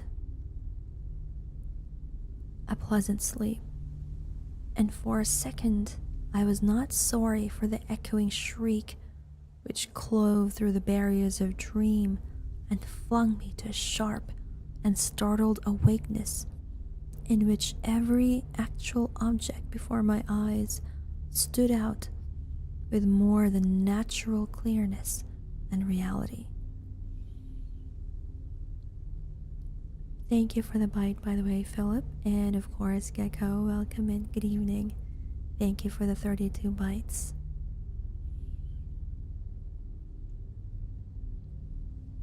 I had been lying with my face away from my uncle's chair, so that in this sudden flash of awakening, I saw only the door to the street, the window, and the wall and floor and ceiling toward the north of the room, all photographed with morbid vividness in my brain, in a light brighter than the glow of the fungi or the rays from the street outside. It was not a strong or even a fairly strong light, certainly not nearly strong enough to read an average book, but it cast a shadow of myself and the cot on the floor, and had a yellowish, penetrating force that hinted at things more potent than luminosity. This I perceived with unhealthy sharpness, despite the fact that 2 of my other senses were violently assailed. For on my ears rang the reverberations of that shocking scream, while my nostrils revolted at the stench which filled the place. My mind, as alert as my senses, recognized the gravely unusual, and almost automatically I leapt up and turned about to grasp the destructive instruments which we had left trained in the moldy spot before the fireplace. As I turned, I dreaded what I was to see, for the scream had been in my uncle's voice, and I knew not against what menace I should have to defend him and myself. Yet after all, the sight was worse than I had dreaded. There are horrors beyond horrors, and this was one of those nuclei of all dreamable hideousness which the cosmos saves to blast an accursed and unhappy few. Out of the fungus-ridden earth steamed up a vaporous corpse light, yellow and diseased, which bubbled and lapped to a gigantic height in vague outlines, half human and half monstrous, through which I could see the chimney and fireplace beyond. It was all eyes, wolfish and mocking, and the Rugo's insect-like head dissolved at the top to a thin stream of mist which curled putridly about and finally vanished up the chimney. I say that I saw this thing, but it is only in conscious retrospection that I ever definitely traced its damnable approach to form. At the time, it was to me only a seething, dimly phosphorescent cloud of fungus loathsomeness, enveloping and dissolving to an abhorrent plasticity the one object in which all my attention was focused. That object was my uncle, the venerable Elihu Whipple, who with blackening and decaying features leered and gibbered at me, and reached out dripping claws to rend me in the fury which this horror had brought. It was a sense of routine which kept me from going mad. I had drilled myself in preparation for the crucial moment, and blind training saved me. Recognizing the bubbling evil as no substance reachable by matter or material chemistry, and therefore ignoring the flamethrower which loomed to my left, I threw on the current of the Crookes tube apparatus and focused toward that scene of immortal blasphemousness the strongest ether radiations which man's art can arouse from the spaces and fluids of nature. There was a bluish haze and a frenzied sputtering, and the yellowish phosphorescence grew dimmer to my eyes. But I saw the dimness was only that of contrast, and that the waves from the machine had no effect whatever.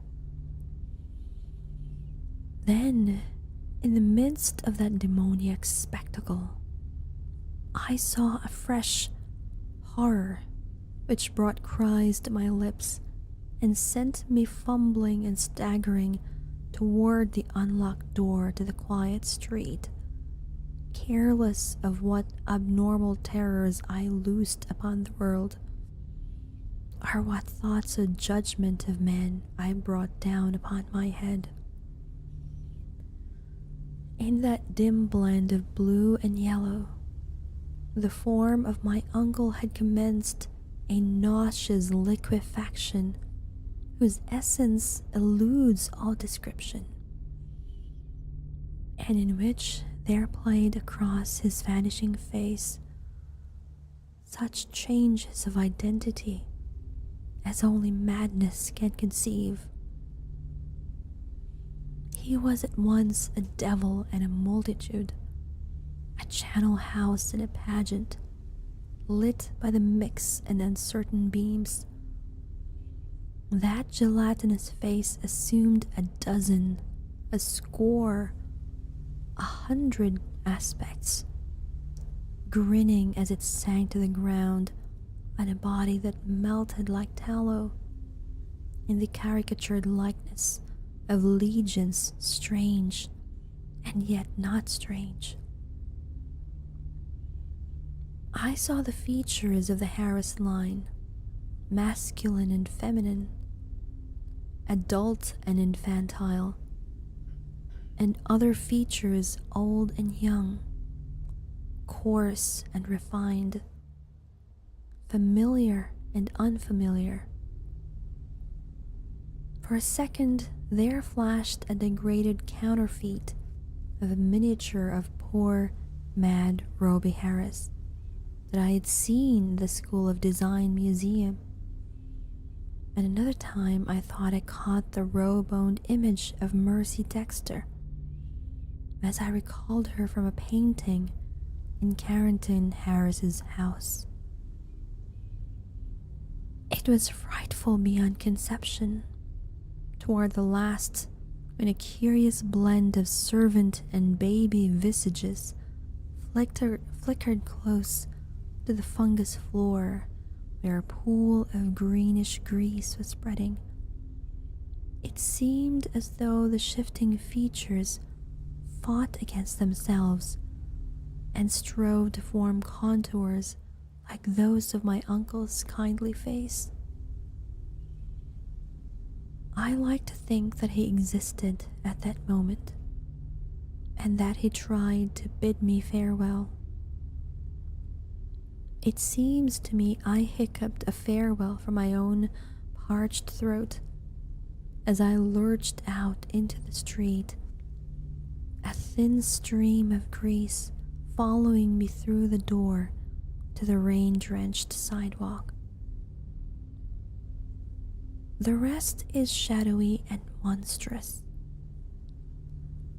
There was no one in the soaking street, and in all the world there was no one I dared tell.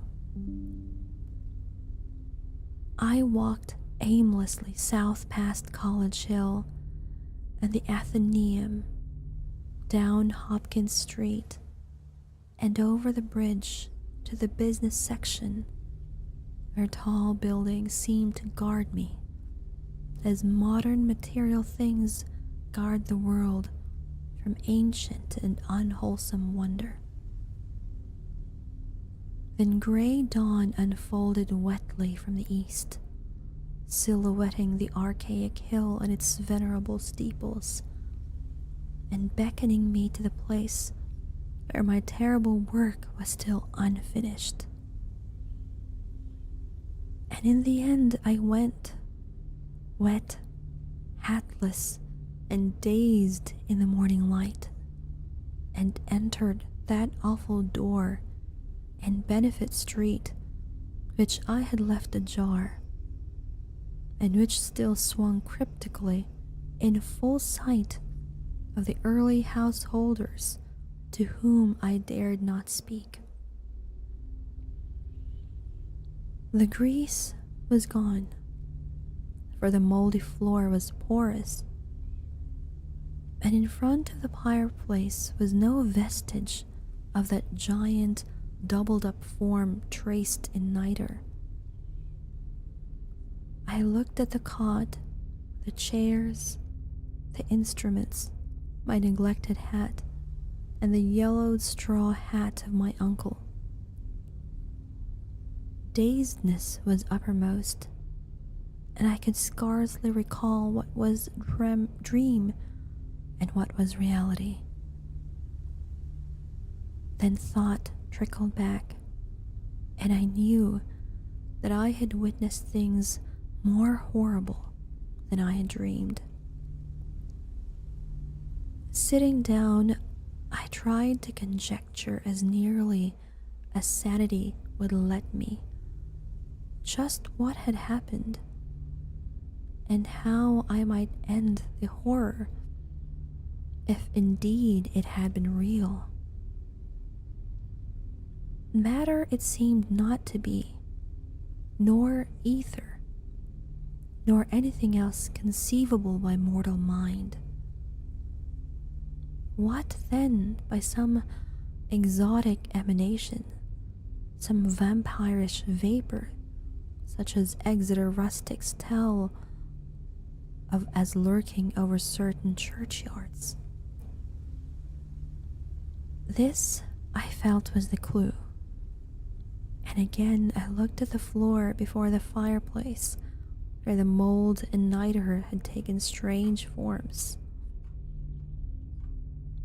In 10 minutes my mind was made up, and taking my hat, I set out for home, where I bathed, ate, and gave by telephone an order for a pickaxe, a spade, a military gas mask, and 6 carboys of sulfuric acid, all to be delivered the next morning at the cellar door of the shunned house in Benefit Street. After that, I tried to sleep, and failing, passed the hours in reading and in the composition of inane verses to counteract my mood. At 11 a.m. the next day, I commenced digging. It was sunny weather, and I was glad of that. I was still alone, for as much as I feared the unknown horror I sought, there was more fear in the thought of telling anybody. Later, I told Harris only through sheer necessity, and because he had heard odd tales from old people, which disposed him ever so little toward belief. And as I turned up the stinking black earth in front of the fireplace, my spade causing a viscous yellow ichor to ooze from the white fungi which it severed, I trembled at the dubious thoughts of what I might uncover. Some secrets of inner earth are not good for mankind, and this seemed to me one of them. My hand shook perceptibly, but still I delved. After a while, standing in the large hole I made, with a deepening of the hole, which was about 6 feet square, the evil smell increased, and I lost all doubt of my imminent contact with a hellish thing whose emanations had cursed the house for over a century and a half. I wondered what it would look like, what its form and substance would be, and how big it might have waxed through long ages of life-sucking. At length I climbed out of the hole and dispersed the heaped-up dirt.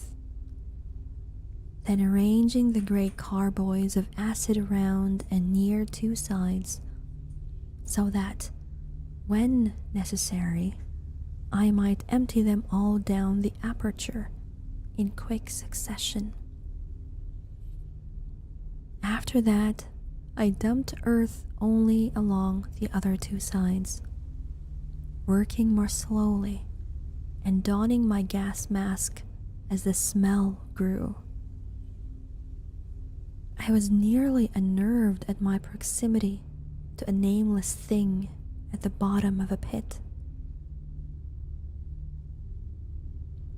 Suddenly, my spade struck something softer than earth. I shuddered and made a motion as if to climb out of the hole, which was now as deep as my neck.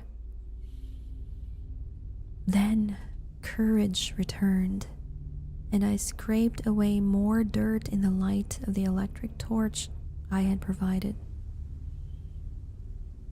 The surface I uncovered was fishy and glassy, a kind of semi-putrid, congealed jelly with suggestions of translucency.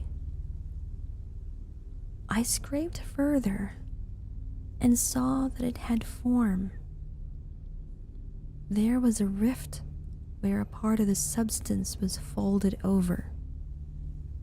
The exposed area was huge and roughly cylindrical, like a mammoth soft blue-white stovepipe doubled in 2.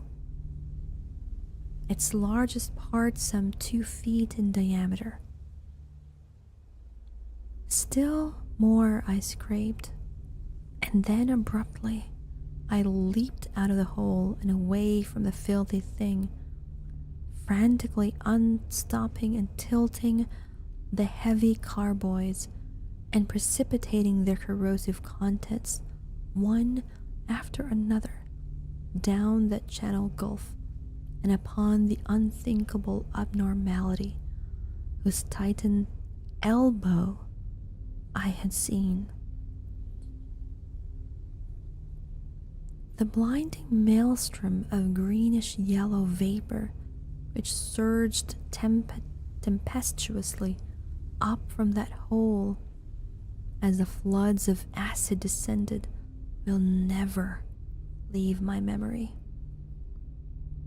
All along the hill people tell of the yellow day when virulent and horrible fumes arose from the factory waste dumped in the Providence River.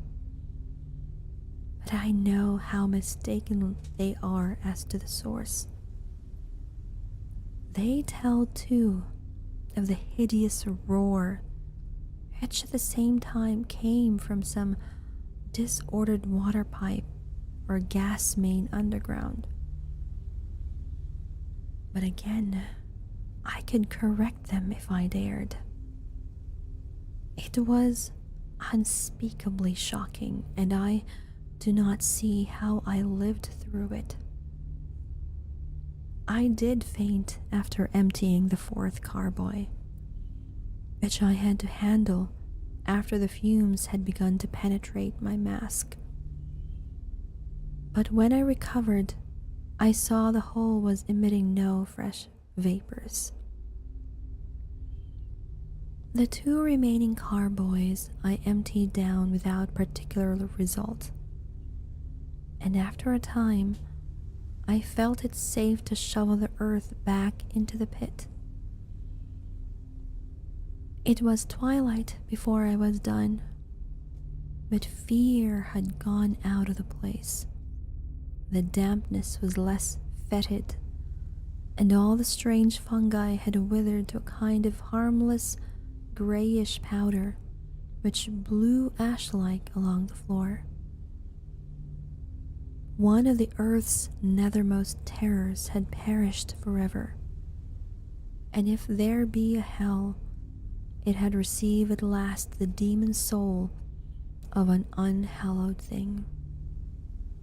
And as I patted down the last spadeful of mold, I shed the first of the many tears with which I have paid unaffected tribute to my beloved uncle's memory.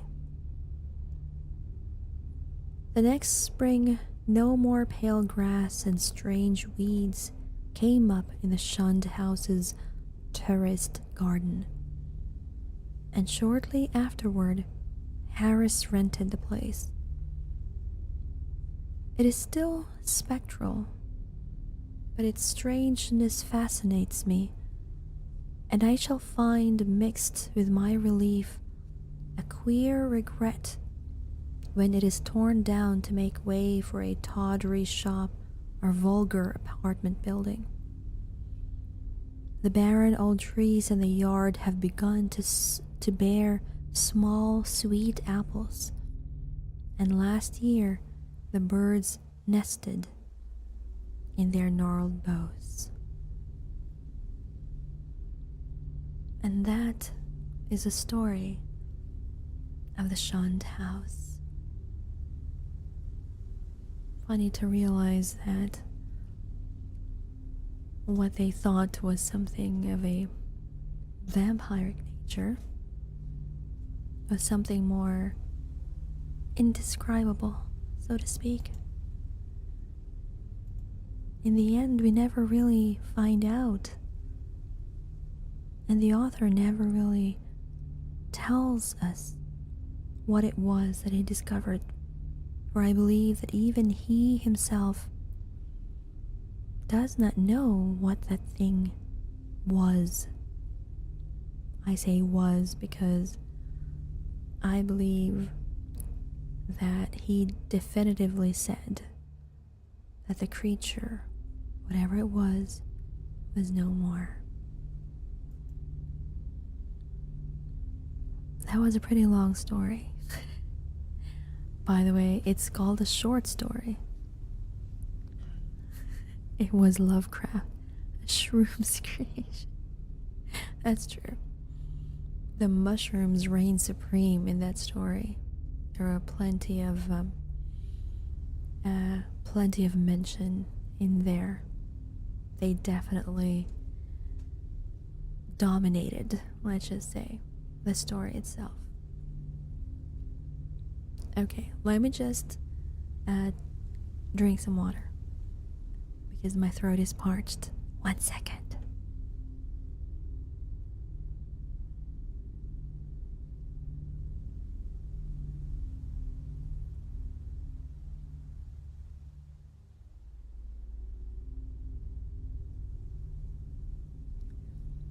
Oh, thank you. Thank you, Mr. Nanya Den Business, sir. I always put sir at the end. Okay, so we shall now leave our classic horror stories behind, and we will, well, I think I have 30 minutes left before I have to end the stream. So we can, I believe, maybe 1 or 2 more modern stories. So again, for those who might find scary stories unnerving, I would suggest that you click away. Time really passed through that. Thank you. I'm very glad that I made you stay and listen. Okay, so our next story is a very long title, to be exact. For those who have, I don't know, millennials perhaps, or older, have you guys, do you guys still remember photo albums? Not the digital kind, not the one that you have in your phone, but the actual physical photo album.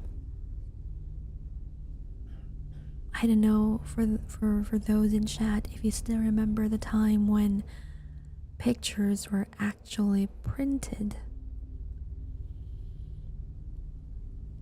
That wasn't like 12 years ago. I don't know, because, you know, maybe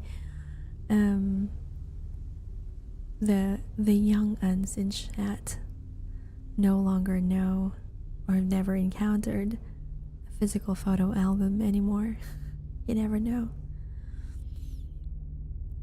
But yes, for those who are, you know, who have been born in the digital age already, there was indeed a time when photos had to be printed and placed in an album that had a clear film over it and where you can insert pictures. And more often than not, when you have visitors come over, your family would often share those photos, whether it's your embarrassing baby pictures or birthday parties or all of those things, memories.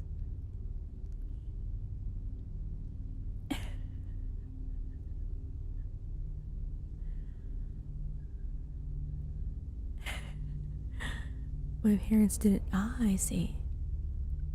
So no photo album for you then, Lux Raider. Exactly. So it's often a practice that parents would often show their guests pictures of their children when they were, you know, still in their infancy. Sometimes in the compromising position, or not position really, but more compromising outfits. Outfits that you would not be caught dead wearing in the modern day. And hello, Heryon. Thank you so much for the follow and welcome in. We had one, but they didn't show it. Well, then I'm glad for you, Lux Raider, that you weren't subjected to that practice. Okay, so let us begin our next story. This one has a rather long title, so bear with me. Poring over old family photo albums, I've found the same figure standing in the background of every picture. He never ages, he never changes his outfit, and he's always staring at me. After my dad's funeral, my sister and I went back home to pore over old family photo albums and reminisce. It had been years since we hauled them out of storage. Their pages were yellowed, their covers coated thickly with dust. This was due in part to the divorce, not wanting to parade memories around her mother, who held fast to her resentment for many years.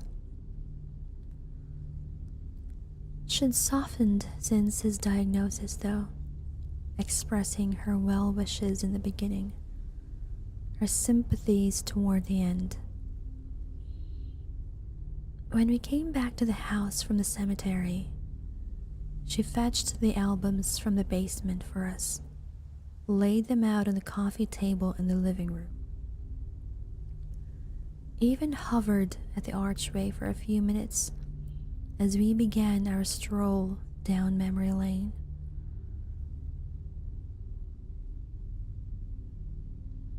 Welcome, Razaki. Welcome in.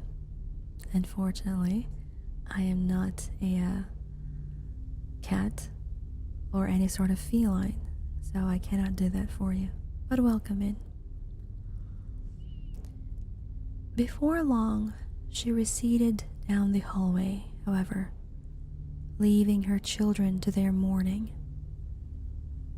"Hey, look at this, Jay," said my sister, pointing at a particularly old photo. It featured all four of us shortly after we'd moved in, posing in front of the living room window. I forgot about that nasty green carpet. She rubbed her feet along the tan replacement. Everything looks completely different now, huh? "Who's this Looky Lou?" I asked, pointing at a darkly dressed man rubbernecking from the street. He wore jeans and a green bomber jacket, plastic framed sunglasses, and his dark hair short.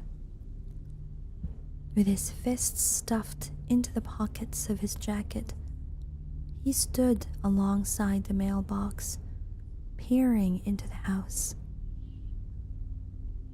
Vicky laughed. "Oh, weird. I never noticed that before." She leaned in for closer inspection. "I don't recognize him. Does he look like one of our neighbors from back then?"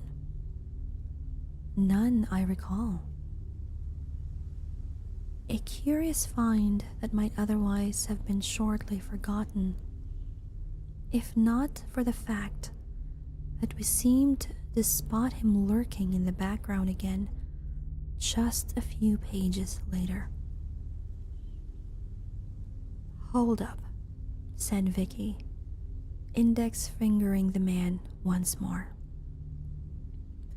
This time, he stood a few yards behind my father.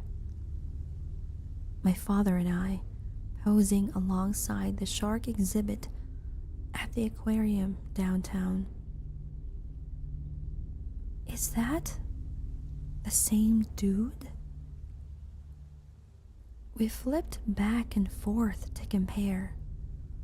Same jacket, same shades, same dude. It even looked like the same pair of light washed jeans. That's crazy, I said, ignoring the goose flesh creeping up my forearms. By his third appearance, we became fixated on his mystery. He showed up in vacation photos from places as far-flung as Greece and England, in backyard barbecues, pictures from my college graduation. Always the same outfit, same blank expression, watching us from the background. He never aged, despite the years separating the memories, an unchanging, omnipresent figure. With a nervous chuckle, Vicky said, "This is kind of freaky, Jay. You think this is like some kind of prank?" "An incredibly elaborate one, if that," I replied. "Who would have done something like this?"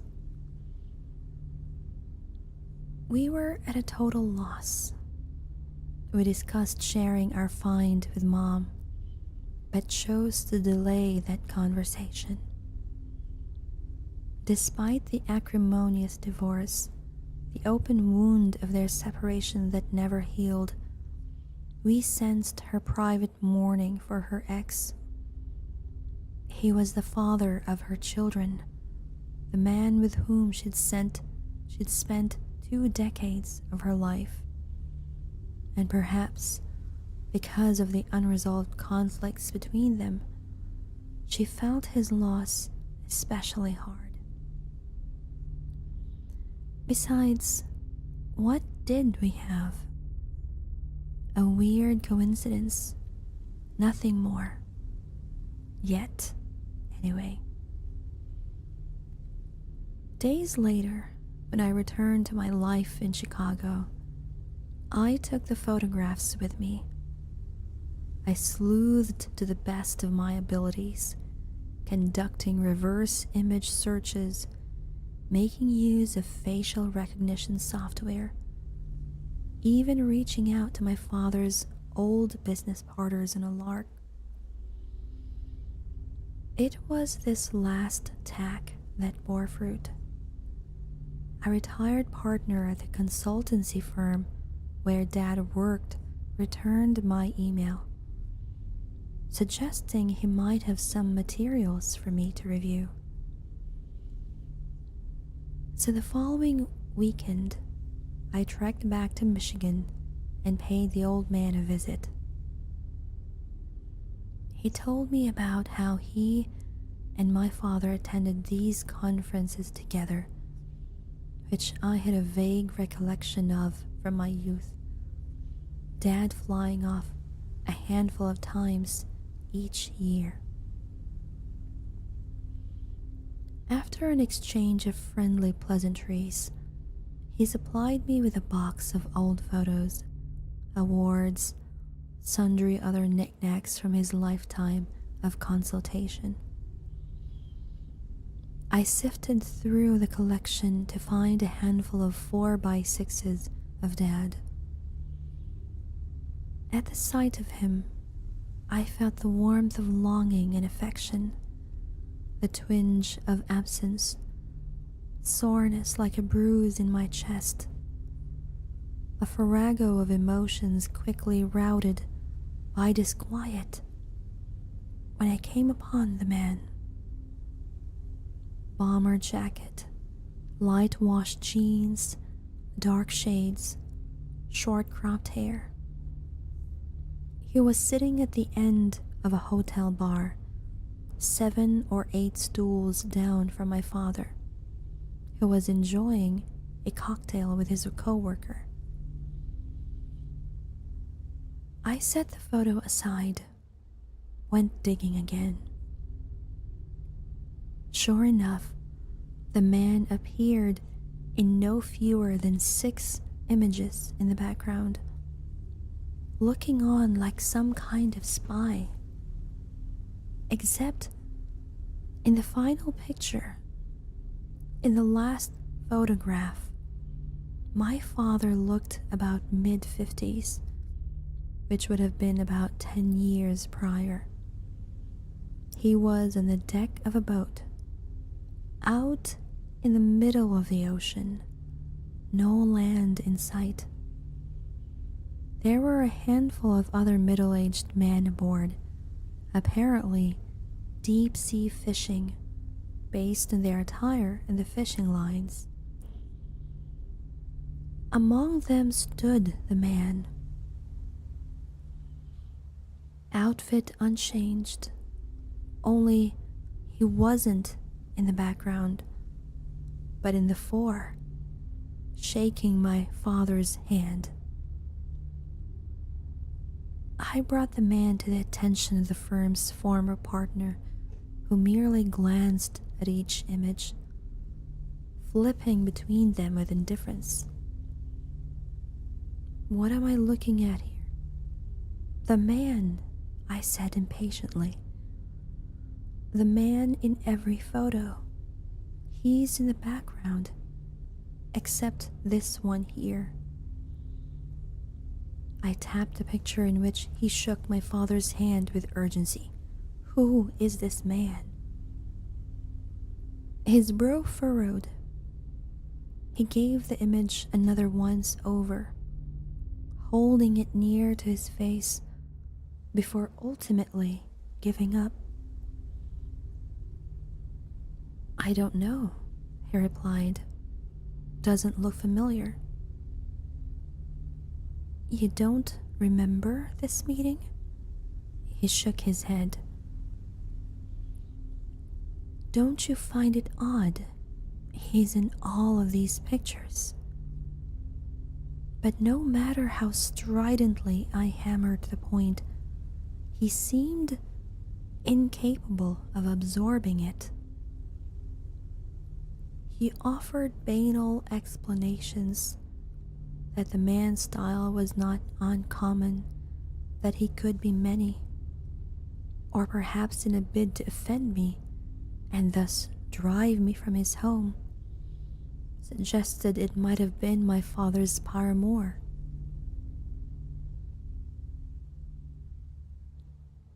I don't know who the guy is, he said with finality. To be honest, I don't much care for the past, which is why I keep it in an untouched box. Never spent much time looking back. Frankly, I don't spend much time looking forward either. I'm a man of the present, living his life one day at a time.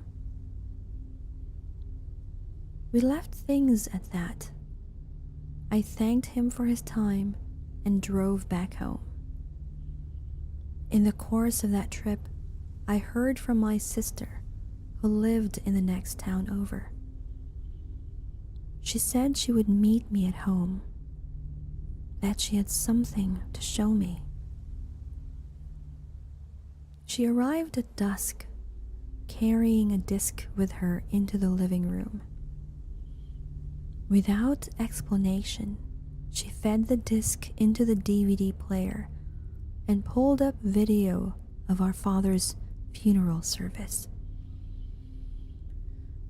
After a bit of fast forwarding, she froze the frame.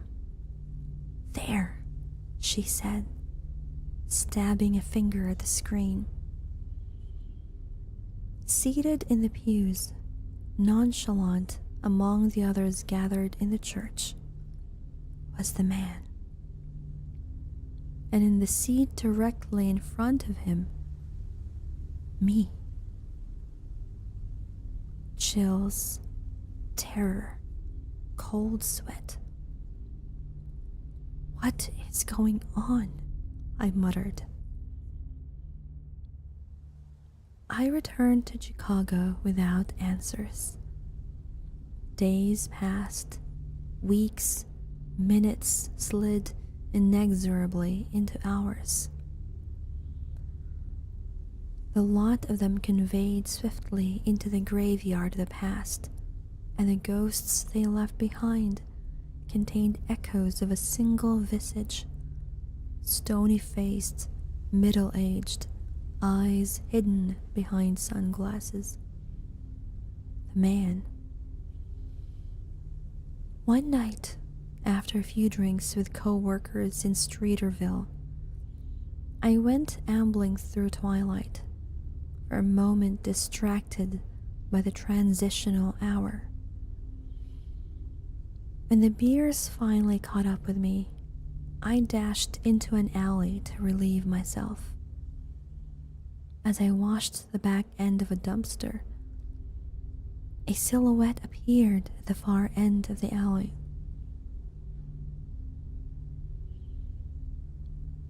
I cursed, quickly stuffed myself back into my pants, and when I looked up again, saw him, the man, looming over me. Maybe 6 feet tall, maybe 60. I froze while he raised his left hand to his glasses. He lifted them above his eyes, or what should have been his eyes. Instead, there were only the hollow orbits, shadow pooled in their empty cavities. I see you, he told me. Do you see me? I could only nod in reply. He smiled. Good. That's one time. You'll see me 2 more times. And the 3rd time you see me, I'll give you my eyes. There, he dipped his fingers into the hollow sockets and laughed, a sound inhuman, fire chewing through kindling. As he turned to leave the alley, he added, Have a nice one, kid. I've yet to see him again. I don't know his name. I don't know how he knew my father. I don't know his intentions, but I fear him now. I'm always looking over my shoulder, looking back to see if I'm being watched by the man. And that ends our second story for this evening. That one was a little bit unnerving, I suppose. If you're the kind who takes a lot of pictures and you realize that there is a very common denominator in all of your pictures, and I mean all, you would be unnerved too. Especially in today's age, where taking a picture is as easy as lifting your phone and clicking the screen.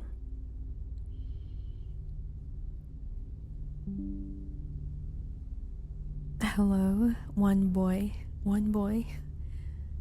Thank you so much for the follow and welcome to the channel. Hello, Vonson. Welcome in. Thank you.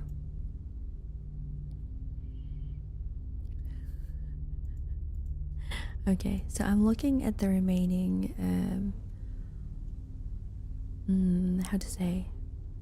story. Let me see. I think I have one more story before we end. This one is also just a little short. Peculiar, yes. That one, that's a good term to use, peculiar. It's unnerving, no? Okay. The last time we were reading stories, there was the story of Um, the guy who just weird. There was the guy who was not allowed to talk to women by his family, and he found out who gave birth to him, his siblings, and his father, and his ancestors, pretty much. And I believe at the very end of that story, he never really was able to find or talk to his siblings. This next story involves siblings, brothers to be exact, hence why it reminded me of that story. So I shall read this one, and then it will be time for us to wander off into the unknown.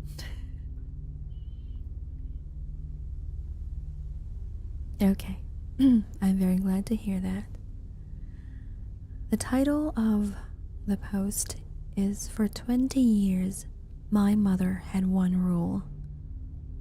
Don't ask where your little brothers go."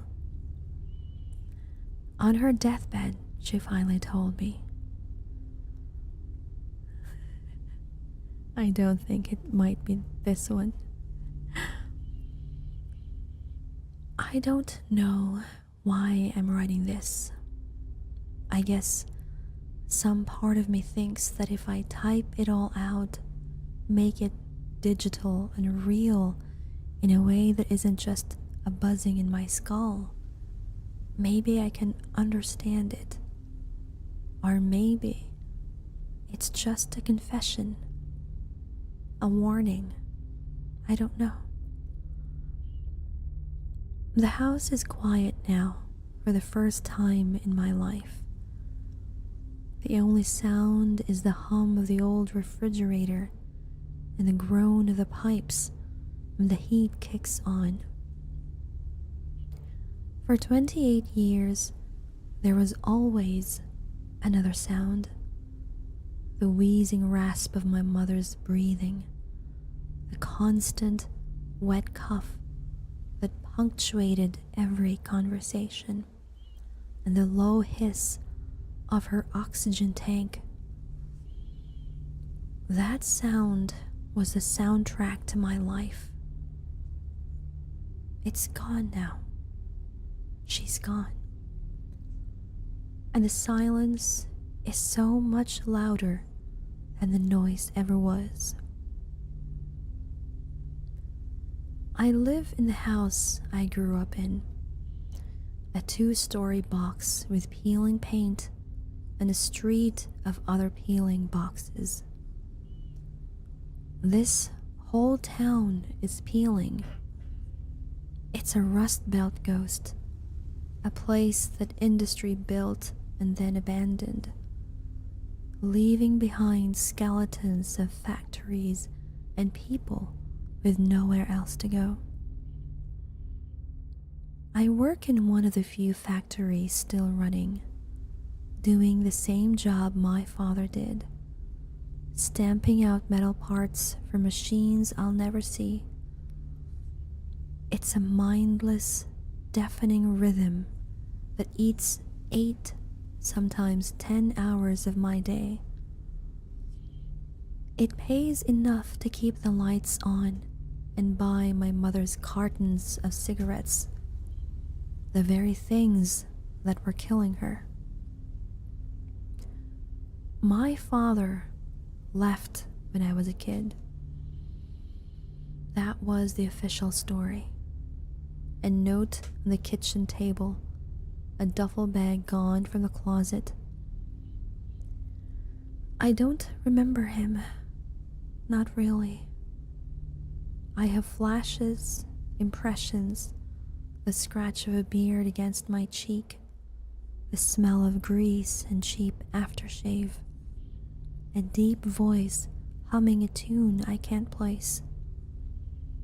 But he's a ghost a hole in my life my mother papered over with flimsy stories.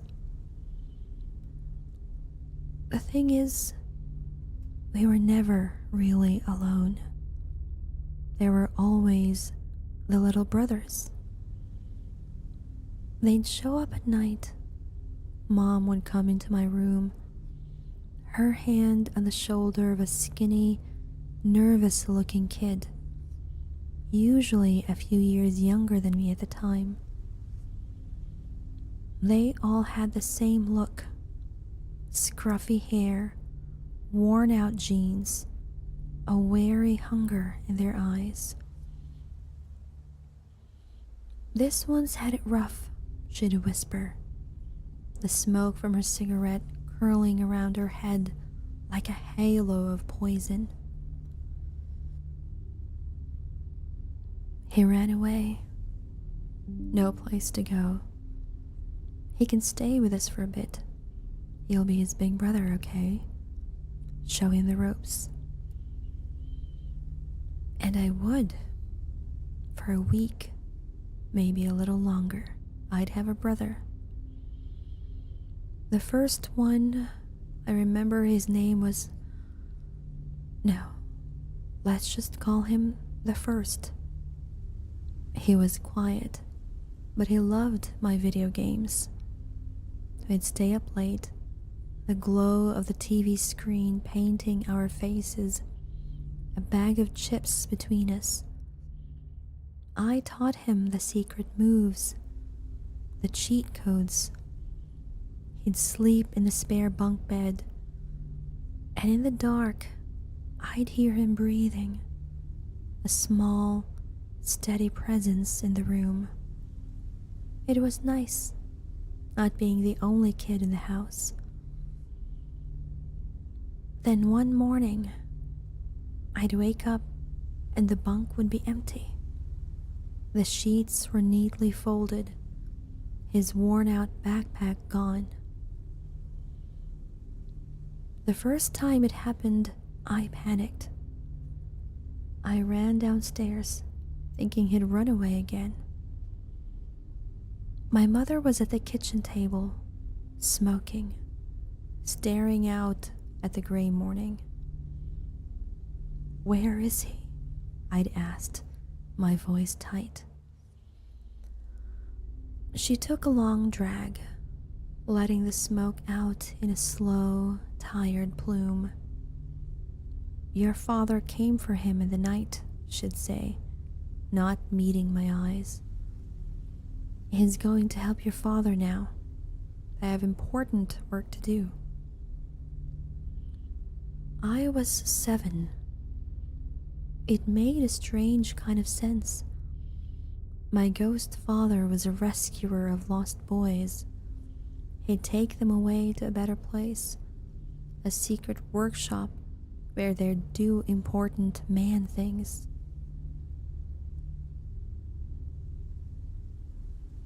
I was proud, in a way. I was helping. I was the first step in their salvation. There were so many of them over the years. Maybe a dozen. The one who could draw incredible superhero comics on scrap paper. The one who was a genius at taking apart and fixing things. He got our toaster working again. The one who barely spoke but would follow me around like a shadow. Each time it was the same routine. A week of brotherhood, of sharing my small world, and then an empty bed in the morning, and the same quiet, smoky explanation. As I got older, the story started to feel thin. By the time I was a teenager, I knew it was a lie. My dad wasn't coming back. He wasn't running a secret halfway house for runaways. But I never pushed it. Questioning my mother was like pushing on a wall that you knew was holding back a flood. There was a fragility to her, a deep, abiding terror behind the veil of smoke and cynicism. So I played along. I was the big brother for a week. And then I was alone again. The last little brother came when I was 16. By then, Mom's cough was worse. Her hands trembled. The kid was tougher than the others, more street smart. He asked a lot of questions. He wanted to know about the basement. "What's down there?" he asked one night, pointing at the door off of the kitchen. "Just storage and a locked room," I said. "Junk." "What's in the locked room?" I froze. There was a room in the basement that was always locked. A heavy, solid wood door with a deadbolt. Mom always said the key was lost ages ago, that it was full of my grandfather's old chemical supplies from his hobby days, too dangerous to open. "I don't know," I told him. "No one's been in there for years." He looked at me, a sharp, assessing glance. "Smells weird. I think the smell coming from this basement." He was right. A faint, cloying sweetness, like rotting flowers and old meat, sometimes drifted up from under the door. We just got used to it. The smell of an old house. 2 days later, he was gone, and there were no more after him. The years passed. The town rusted a little more. I graduated, got the job at the factory. My life narrowed until it was just the factory, this house, and her. Her world shrank to the living room, then to the hospice bed they set up by the window. The lung cancer was a parasite, eating her from the inside out. As she got worse, her mind started to go. Not all the time, but in flashes. The carefully constructed walls of her reality began to crumble. The lie about my father and the little brothers was one of the first things to show cracks. One night, I was changing her oxygen tank, and she grabbed my arm. Her grip was surprisingly strong, her eyes wide with a terror that was more than just fear of dying. It was something ancient, something she'd lived with for decades. "You can't let him go hungry," she rasped, her voice a dry crackle. "Promise me, when I'm gone, you can't let him starve." "Who, Mom?" I asked gently, assuming she was confused. "There's no one else here." "Him," she hissed, her eyes darting towards the floor, towards the basement. "He's been so patient. He gets so hungry." I told the hospice nurse about it. She nodded sympathetically. "It's common," she said. "Terminal lucidity, paranoia, dementia. Her brain is protecting itself by creating narratives."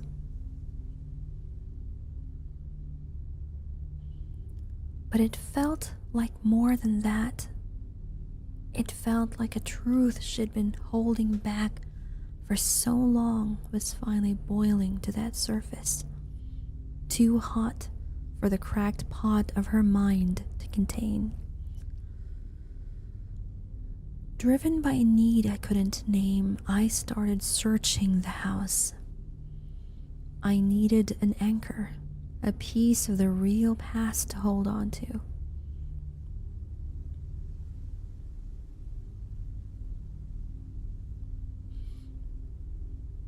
I went into the hall closet, a place of dusty relics and forgotten things, and pulled out the old photo albums. Photo albums again. Strange, the connection. I sat on the floor, the plastic-covered pages crinkling as I opened them. There we were, me as a baby. My mother, young and smiling, without the deep lines of pain etched around her mouth. 1 second, my throat is a little itchy.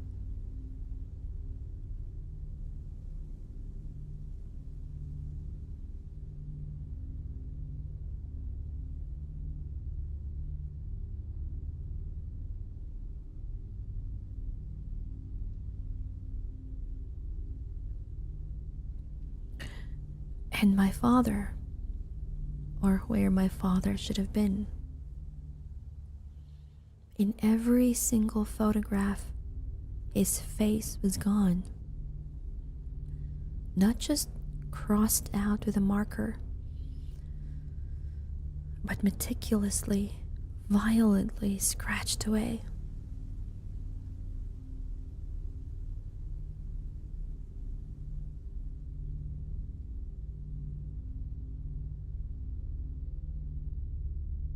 One second.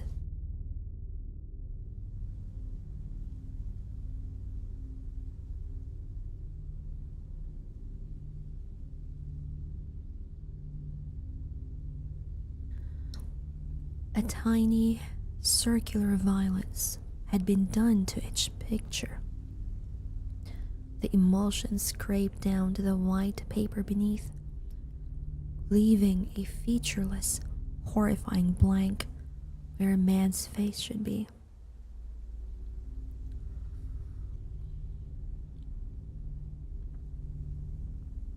Hello, Fabian. Thank you so much for the follow. And Rice Ball Lisa, welcome in. Hello, Srazad. Thank you for the 31 bites. Deeper in the closet, tucked under a pile of old blankets, I found a shoebox. It was heavy. Inside it was full of newspaper clippings, yellowed and brittle. They were all from neighboring towns, spanning a period of about 10 years. Each one was a small article about a missing child, a 10-year-old who vanished from a playground, a 12-year-old who ran away from a group home and was never seen again, a 9-year-old who disappeared on his way home from school.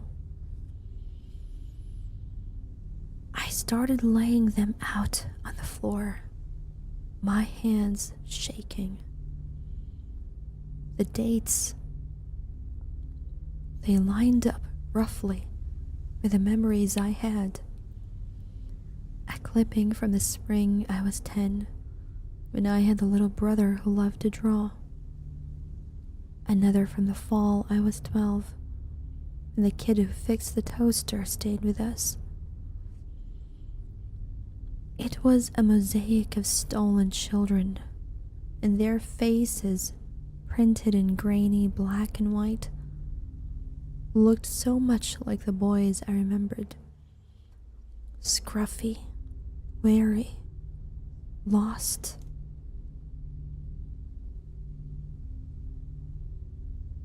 I had to know. I took one of the clippings and went to her bedside. She was awake, her breathing shallow. The air was thick with a smell of sickness and menthol. I knelt down beside her, holding out the yellow piece of paper.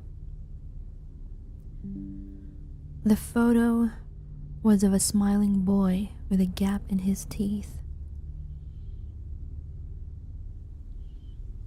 "Mom," I whispered, my voice thick. "I remember him. He liked my comic books. You told me Dad came for him." Her eyes focused on the clipping, and for a moment, the fog of morphine and illness cleared.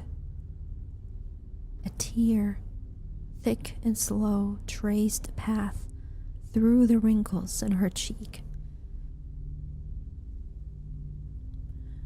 She didn't speak. Instead, her trembling hand fumbled with a drawer of her bedside table. She pulled something out and pushed it into my hand. It was an old VHS tape. No label. Welcome, Bobo. Thank you so much for the follow. "Watch this," she whispered, her breath catching. Her fingers gripped mine, a bundle of cold twigs. "After, not before. Then you'll know." Her eyes held mine, and the terror I'd seen before was back, stark and absolute. "You have to be the strong one now. You have to take over. You have to feed him." Those were the last words she ever said to me. She slipped into a coma that evening and passed away 2 days later. For a week, the house was a blur of logistics. The funeral home, the paperwork, the well-meaning neighbors with their casseroles. I moved through it all like a ghost in my own home. The silence was a heavy presence. The VHS tape sat on the kitchen counter, a black plastic rectangle full of answers I was terrified to hear. Finally, last night, I couldn't stand it anymore. The not knowing was worse than whatever horror the tape contained. I had to know what I was inheriting. I dug the old VCR out of the closet, a dusty behemoth from another age, and hooked it up to the small TV in the living room. My hands trembled as I pushed the tape in. The machine whirred and clunked, and the screen flickered to life with a burst of blue and static. The picture that resolved was grainy, the color washed out. It was a backyard barbecue. The date stamp in the corner read July 1998. I was a toddler in the video, chasing a ball across a patchy lawn. My mother, impossibly young, was laughing, holding a plate of hot dogs. And then camera panned, and I saw him. My father. He was a normal-looking man, brown hair, a kind smile, the same build as me. He was grilling, flipping burgers with a spatula. But something was off. Every few seconds, he'd reach back and scratch his shoulder blade, an awkward, pained motion. He'd wince, then force a smile when he saw the camera on him. The scene cut. Now it was indoors. A few weeks later, according to the date stamp, my father was standing shirtless in the bathroom, his back to the camera, which must have been hidden. On his right shoulder blade was a growth. It wasn't a mole or a tumor, not like anything I'd ever seen. It was dark, almost purple, and had a strange, convoluted texture, like a piece of coral or wrinkled bark. Even in the poor resolution of the video, I could see a faint, rhythmic pulsation to it. Cut again. The growth was larger now, the size of a fist. It had spread, tendrils of the same dark veined tissue branching out over his back. My mother's voice, younger but strained with panic, was audible from behind the camera, talking to someone in the phone. The doctors don't know what it is. They did a biopsy, but the sample, they said it was inert tissue. But it keeps growing. No, it's not cancerous. They said it's not cellular at all. Another jump. A doctor's office. The camera was shaky. Probably my mother filming from her lap. A doctor was pointing at a series of x-rays on a light box. As you can see, the doctor said, his voice clinical and detached, it doesn't seem to be attached to the bone or the muscular structure. It's almost as if it's superimposed. We have never seen anything like it. It's proliferating at an exponential rate, but we can't identify what it is.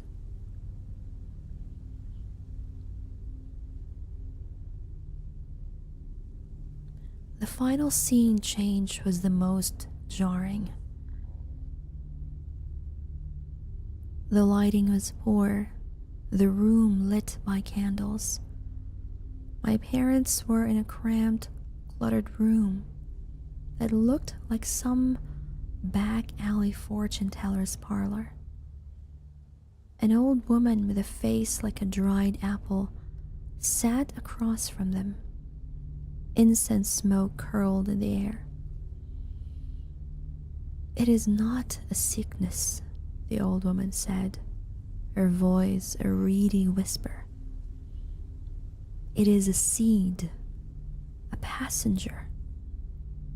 It fell from a cold star and found a warm place to root. It eats, it grows. That is all it knows. Can you remove it? My father asked, his voice raw with desperation. The old woman shook her head slowly. To remove it is to kill you. It is part of you now. Its roots are in your blood, your heart. It will consume you. And when it is done with you, it will keep growing, It will consume everything.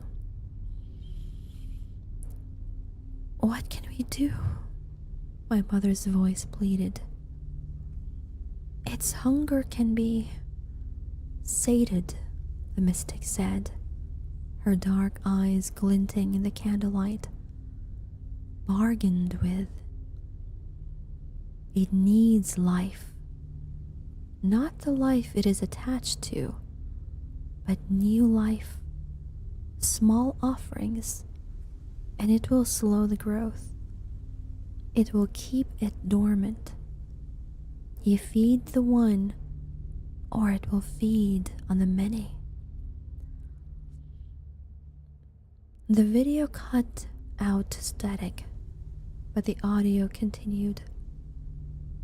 It was my mother's voice, older now, recorded over the static, a narration, a confession. He wouldn't do it, she said, her voice flat and dead, the voice I'd known my whole life. Your father, he was a good man. He said he'd rather die. And he did. The growth, it took him over. It didn't just cover him. It absorbed him, changed him. But it was still him in there somewhere. And it was still hungry. It kept growing. It would have filled the house, the street, the town. The old woman was right. So I made a choice. I put it in the basement. I locked the door. And I fed it. I chose. I looked at the bedside table where she had passed. The key was still there, where she'd left it. A single, old-fashioned skeleton key. Its brass tarnished with age and use. My hand was steady as I picked it up. There was no choice, was there? There was only duty. The legacy she'd left me. I walked to the kitchen and opened the door to the basement. Thank you for the biddies, Bobo, but the blurb is currently muted. I walked to the kitchen and opened the door to the basement. The air that rose to meet me was thick, heavy, and cold.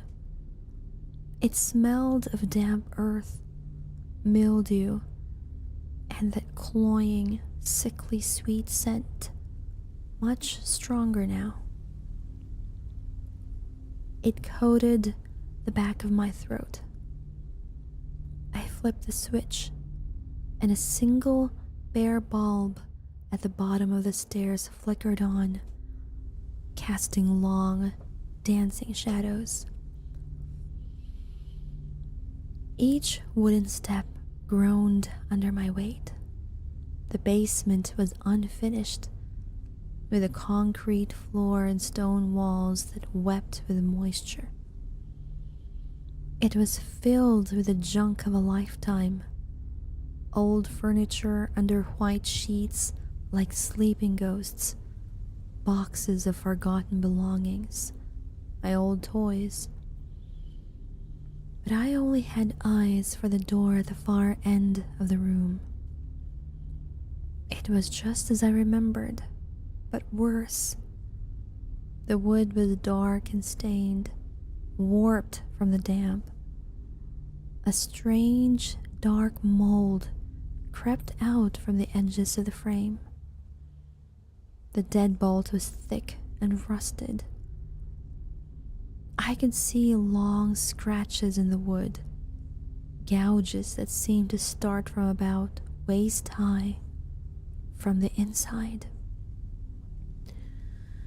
My heart was screaming against my ribs. The key felt like a block of ice in my palm. This was it. The heart of the house. The source of the rot that had consumed my family, my town, my entire life. I put the key in the lock. It was stiff, and I had to put my shoulder into it to get it to turn.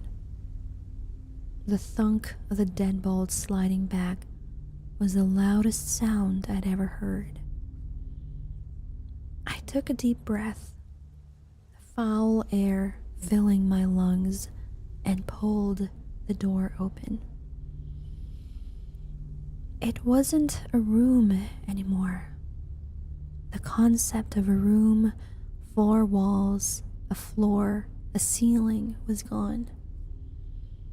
Every surface was covered in a single contiguous mass of living flesh. It was pulsating, vein-riddled membrane, the color of a deep bruise, glistening wetly in the dim light of the bare bulb from the main basement. It moved with a slow, rhythmic undulation, like a lung breathing. The sweet, rotten smell was overwhelming, a physical force that made my eyes water. It was a terrarium of nightmare biology, a cancerous womb that had consumed its container.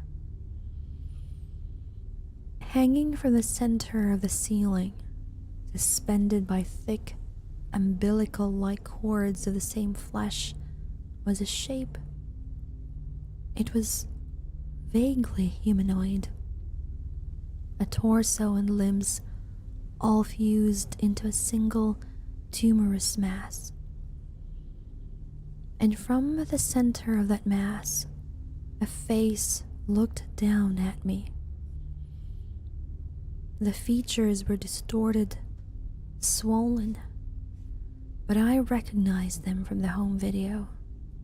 The shape of the jaw, the line of the nose, and the eyes.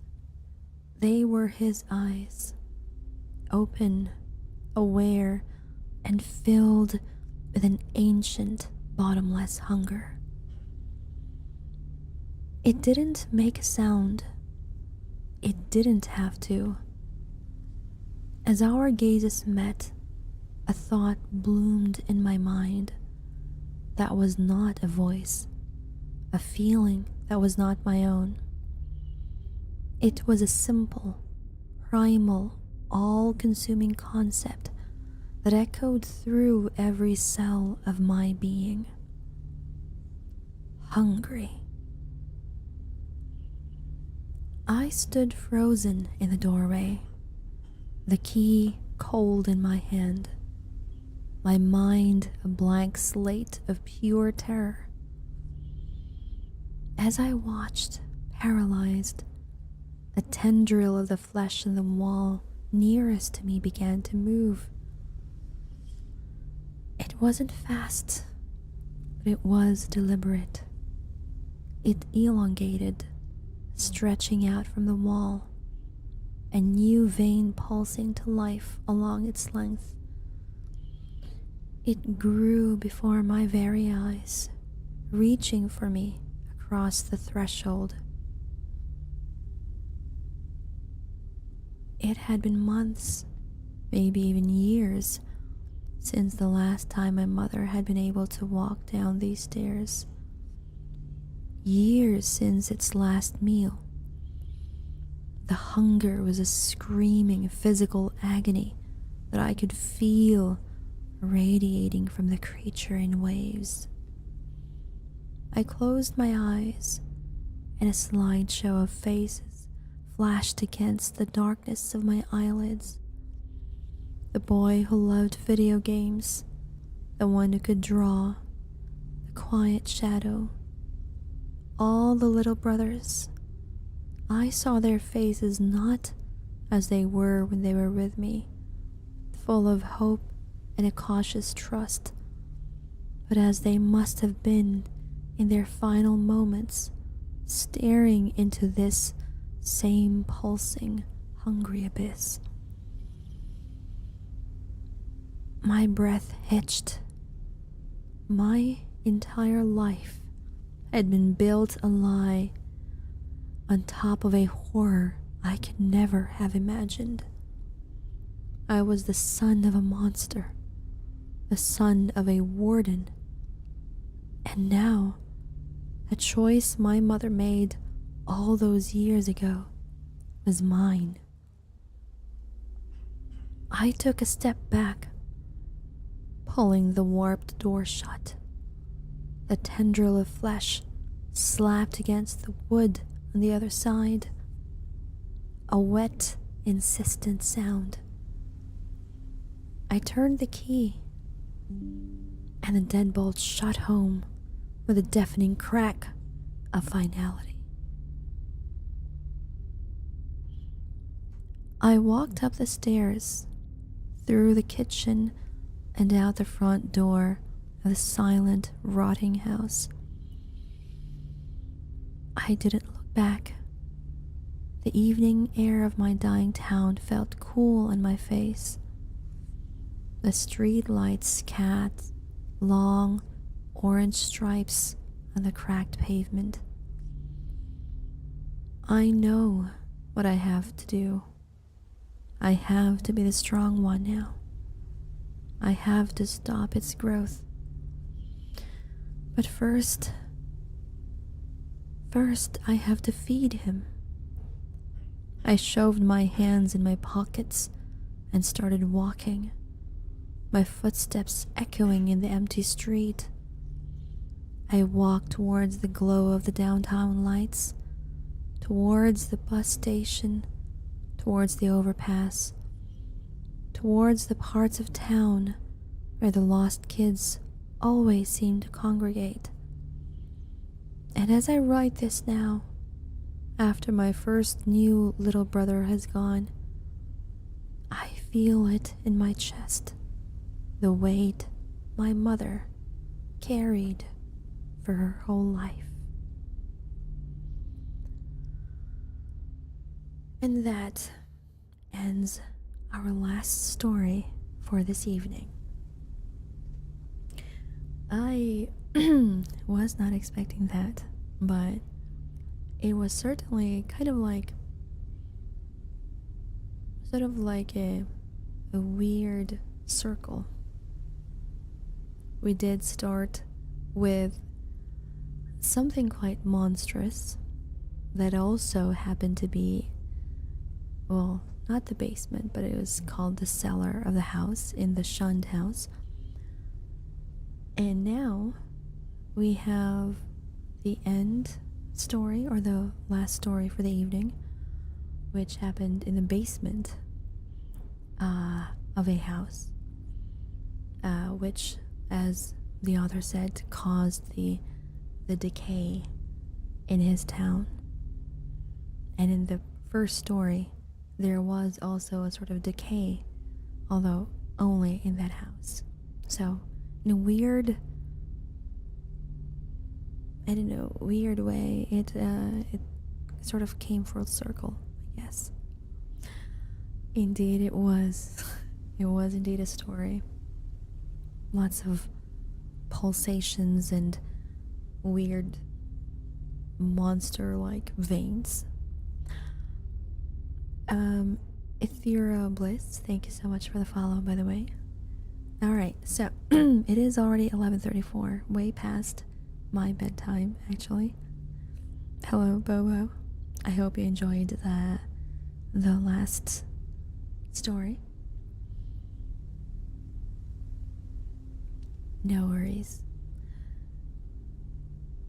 Oh, yes. Well, I'm live over there as well, if anyone wishes to see any of my past VODs. it'll be available on YouTube because, you know, with Twitch it only stays up to 14 days. So you need to watch Dr. No Sleep. Ah, there you are. You're now on YouTube as well, Mr. Nanya Damn Businesser. Anyways, if there is anyone that you guys would like for us to raid, type in their name in chat. The first one to type it in, we will check out their name so that we can visit them and see, so that we can raid. If not, I will be looking at my own following and see if there's anyone available that we can raid. I get no one at the time. Okay, no worries. I have to mute this tab first to make sure that yes. Let me see.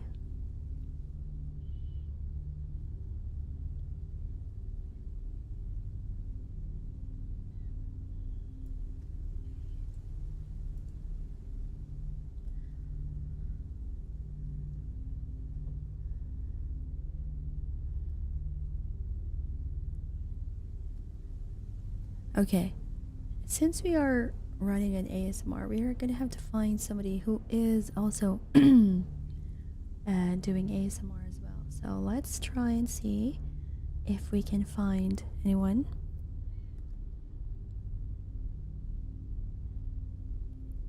The stream, the creepy tales, great. Thank you, Mr. Nanya Dim Business. Thank you. Thank you for that. I appreciate it. Okay, so let's try and see if we can find ourselves a VTuber who we can raid. I meant. Let's see. Okay, so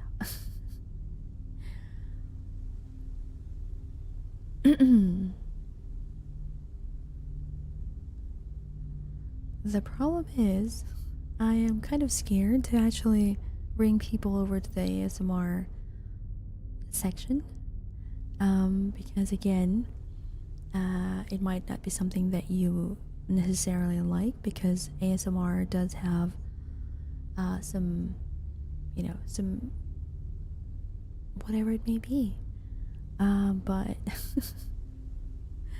let's try and see.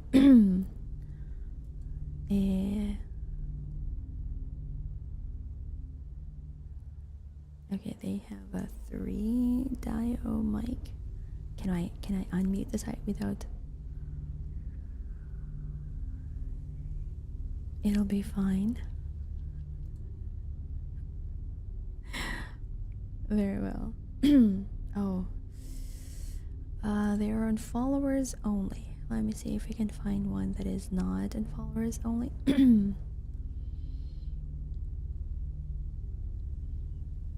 Let me see.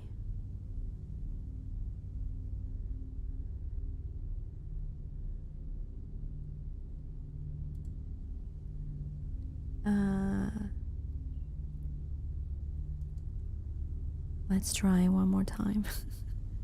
Let's try to find somebody.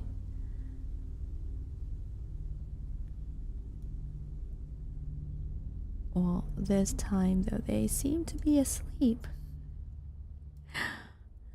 Can't really raid somebody who is sleeping, so yes. Let's try one more time.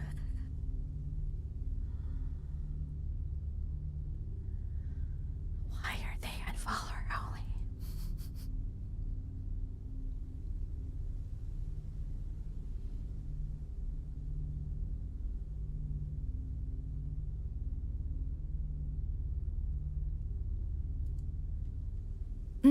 Okay. None of the available ones on. Oh, let me see this one. Okay, they're not on. Well, the stream hasn't started either. It happened, I guess, but you know.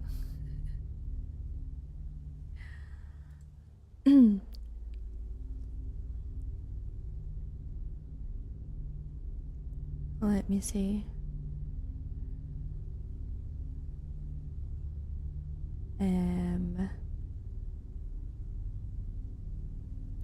Okay, this one may be a little bit safer. This is to say. Okay.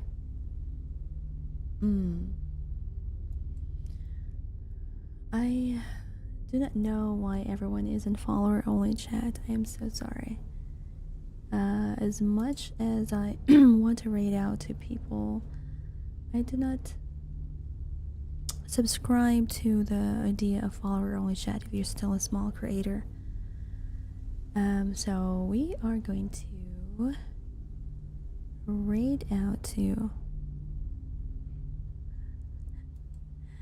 Let's try and see. We're not gonna be going for an ASMR channel. Okay, so they're doing a giveaway. Okay. Their name is, here we go. So let us hope that everything goes well.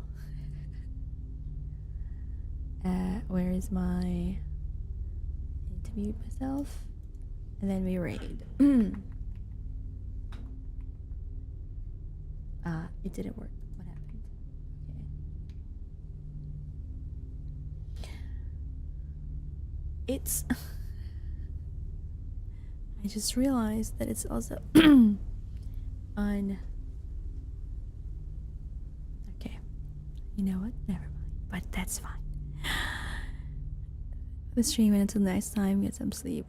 Yes, indeed. I have 15 minutes in until it's midnight for me. So thank you guys so much for staying with me until the end of the stream, and for those who dropped follows as well, and to the our regulars and our new garlic heads. Thank you guys so much for staying with me until the end of the stream. I will see you guys in my next stream, and as always, keep safe. This has been your vampire Oneesama sister Midnight, signing off.